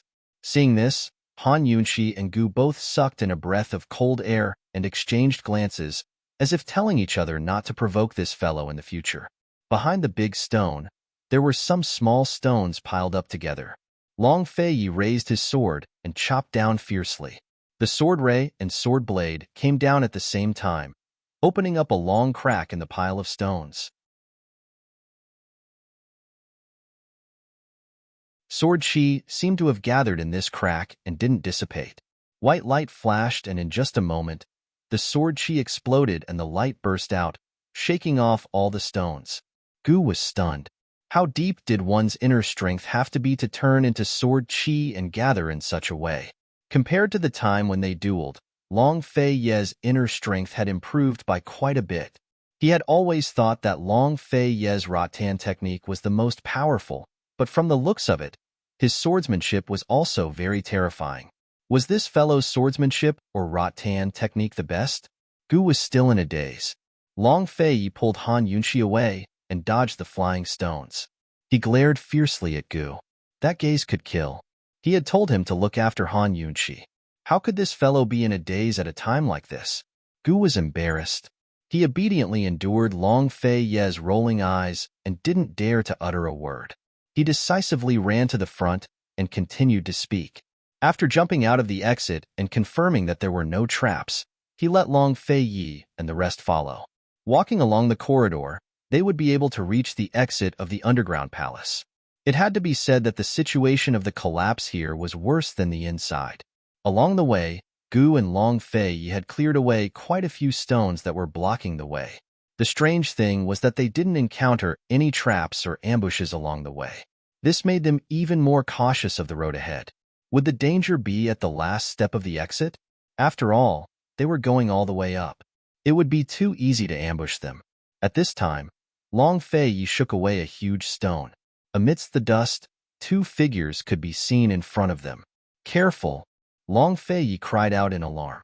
His first reaction was to shield Han Yunxi behind him. At almost the same time, Gu pulled Long Fei to the side and blocked the incoming crossbow arrow. That's right. The two in front were Chu Tianyin and a middle-aged woman in black. After Long Fei killed all the crossbowmen, he went to find Han Yunxi. Chu Tianyin followed behind with the mantis and set fire to cut off Long Fei's escape route. Chu Tianyin was always on guard against Long Fei. He had originally planned to let the fire burn for half a month, trapping Gu and Long Fei to death before leaving. But he never imagined that the underground palace would collapse. He could only run. Unfortunately, he was blocked by a huge stone. He couldn't get out no matter how much effort he put in. He never imagined that Long Fei and the others would be able to escape. The crossbow arrow hit Gu's shoulder. Chu Tianyin didn't show any mercy and immediately fired a second arrow. He personally shot. The power and accuracy of the crossbow arrow was 10 times that of the previous crossbow experts. The second arrow was still aimed at Han Yunxi. He didn't take Gu seriously. His ultimate target was Long Fei. To hurt Long Fei, he naturally had to target his weak spot, Han Yunxi. Long Fei naturally saw through Chu Tianyin's intentions. His eyes were terrifyingly cold. It was good that he ran into Chu Tianyin. He could settle old scores and new grudges together. He narrowed his eyes at the crossbow bolt flying towards Han Yunxi. Just as it was about to reach his eyes, he caught it with unerring accuracy and shot it out with his bare hands. Like a clap of thunder, it shot towards Chu Tianyin. Chu Tianyin hurriedly tilted his head. He had almost been injured. Shock flashed through his eyes. Only now did he see Long Fei's true strength. He threw away the ebony crossbow arrow and took the long arrow from the black-clothed woman. He actually made the action of drawing the bow with his bare hands. His action of drawing the bow seemed slow, but it was full of power. There was no bow, no string. There was only a long arrow in his hand. It gave people a very real feeling of an arrow on a string, a bow ready to shoot. Han Yunxi and Gu were stunned. It was inconceivable. Without a bow, could a long arrow really be shot? It had to be known that Chu Tianyin was holding the tail of the arrow. No matter how much strength he had, he couldn't shoot it far. What kind of move was this? Was it a bluff to fool people? However, Long Fei lowered his voice and said very seriously, "Gu, watch her." This time, Gu didn't dare to be careless.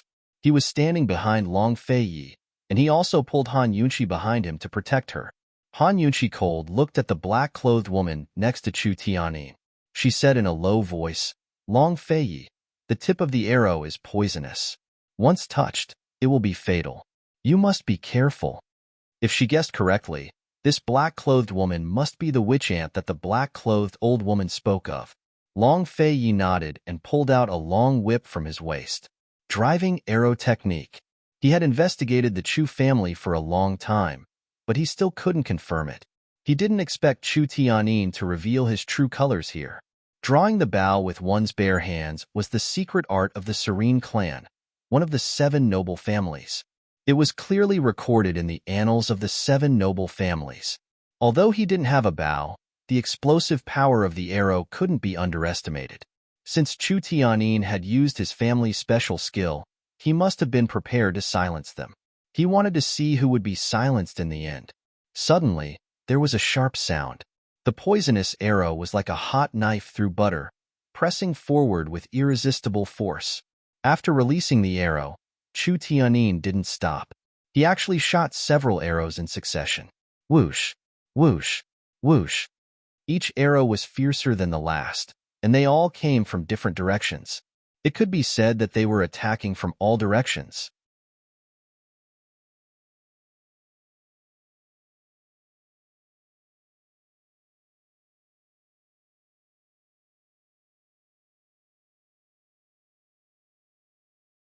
He casually tossed a tiny seed at Chu Tianyin. Since he couldn't find a suitable soil, then he would use Chu Tianyin's flesh as the soil. But Chu Tianyin dodged again, but the arrows in his hands didn't stop. Swish, swish, swish. Long Feiyi struck all of the arrows to the ground with his whip. I didn't expect the Chu clan's first young master to be so secretive. I didn't expect Elder Kinzo's proudest disciple to be so skilled in the whip. Although Chu Tianyin retorted, he was still impressed. Long Feiyi was the first person in history to be able to block his driving arrow technique for so long. The situation between the two didn't change just because Han Yunqi and Gu joined the fight. In a sense, Chu Tianyin really did have the ability to fight 1 against 3 in this tunnel. Otherwise, he wouldn't have revealed the Chu clan's secret art, the driving arrow technique. Han Yunqi and Gu didn't give up. They turned to attack the black-robed woman.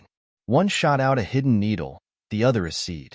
But to their surprise, the black-robed woman easily dodged their attacks as well. Han Yunqi grew alarmed. "Gu, are you a piece of trash like me, or is she just too strong?" Even if her weapons couldn't hit him, Gu Qixiao had to at least hit him. Gu narrowed his eyes dangerously. This woman is even stronger than Chu Tianyin. As soon as he finished speaking, he quickly pulled Han Yunqi aside. A sharp arrow pierced through Long Feiyi's defenses and flew past Han Yunqi's face. So close. Long Feiyi was alarmed as well. He finally realized that the true expert was this black-robed woman. I wanted to take a closer look at the man Chinga has set her eyes on, but now it looks like the black-robed woman's lips curved into a cold smile. She didn't finish her sentence, but drew her bow with her bare hands and waited for an arrow to shoot. Her cold demeanor was so similar to Chu Chinga's. Who was this woman to the Chu clan? Long Feiyi had no time to guess, so he retreated to Han Yunqi's side. Withdraw. Chu Tianyin and the black-robed woman both laughed. Since they'd revealed the driving arrow technique, they had to see them die with their own eyes. Without hesitation, the two of them fired arrows at the same time. Long Feiyi had no time to retreat, so he could only block again. This time, he was facing double the power of the previous attack. The first time, he blocked it. The second time, 2 arrows flew past him and headed for Han Yunqi. Fortunately, Gu blocked them. The third time, the arrows brushed past Long Feiyi's face. Although they didn't hit him, they were grazed by the sharp air. It had to be said that this was the most sullen Long Fei had ever felt in his life. "You guys leave first," he said sternly. "Impossible. You're thinking too much." Han Yunqi and Gu were both dissatisfied. At this moment, there was a sudden rumble behind Chu Tianyin and the black-robed woman's backs. The boulders in their way crumbled apart. filling the air with dust as Tang Li and Chu Shifeng's figures grew clearer and clearer. Reinforcements had arrived. Tang Li and Chu Shifeng had rushed here as soon as they received the letter. Tang Li had used all sorts of explosive weapons to break apart the boulders, but he never expected to run into such a scene. Everyone was stunned, but only for a second. Long Feiyi was the first to strike with his whip, giving Chu Tianyin and the black-robed woman no time to react. Their first reaction was to dodge, while Tang Li and Chu Shifeng joined in as well. But something unexpected happened once again. The tunnel that had been swaying up and down suddenly began to sway left and right. In a flash, a fissure as deep as an abyss opened up beneath their feet.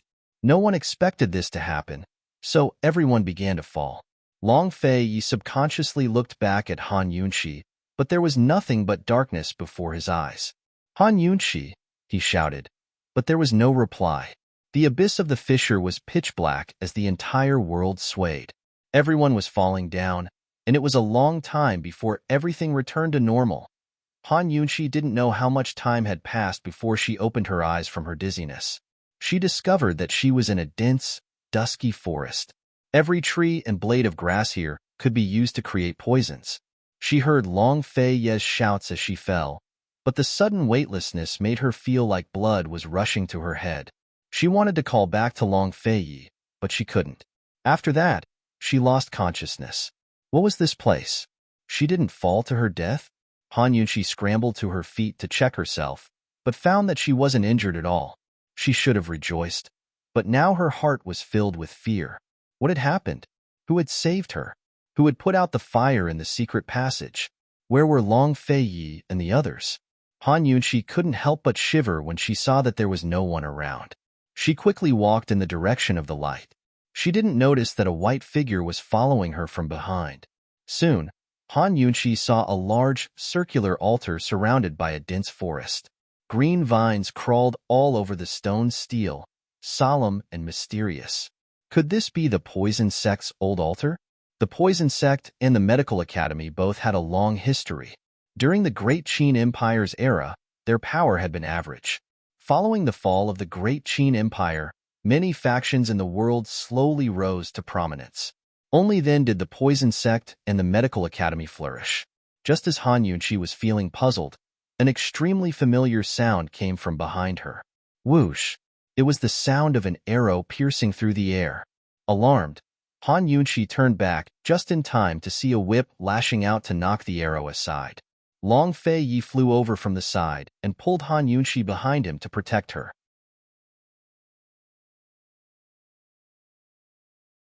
At the same time, Gu, Chu Shifeng, and Tang Li all flew out of the forest to land by their side. They'd fallen through the darkness and arrived in this forest without anyone noticing. They were all together, but Han Yunxi was nowhere to be seen. If they hadn't happened to be nearby and heard the arrow, heaven knows what would have happened. Long Feiyi's expression was unsightly, but he remained calm. "Who saved you?" he asked in a low voice. They'd all used lightness techniques to land on the ground, but Han Yunxi didn't know any martial arts. If she hadn't fallen to her death, then someone must have saved her. "I don't know either. I was unconscious," Han Yunxi replied honestly. "Was it the guy who put out the fire?" Gu asked doubtfully. While they were talking, several sharp arrows shot out from the dense forest. They were aggressive and overbearing. "You're seeking death." Long Feiyi put away his whip and unsheathed his sword before leaping out. After being suppressed in the tunnels for so long, he could finally fight to his heart's content. The Nether Clan's Chu clan. Humph. Old grudges and new enmities, national enmity and personal grudges, I'll settle them all today. His figure was like an arrow released from a bow as he met the arrows head-on.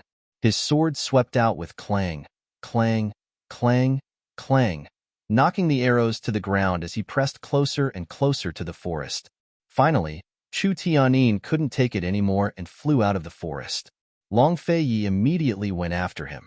Chu Tianyin's eyes flashed with astonishment before he took out a bunch of arrows and shot them all at once.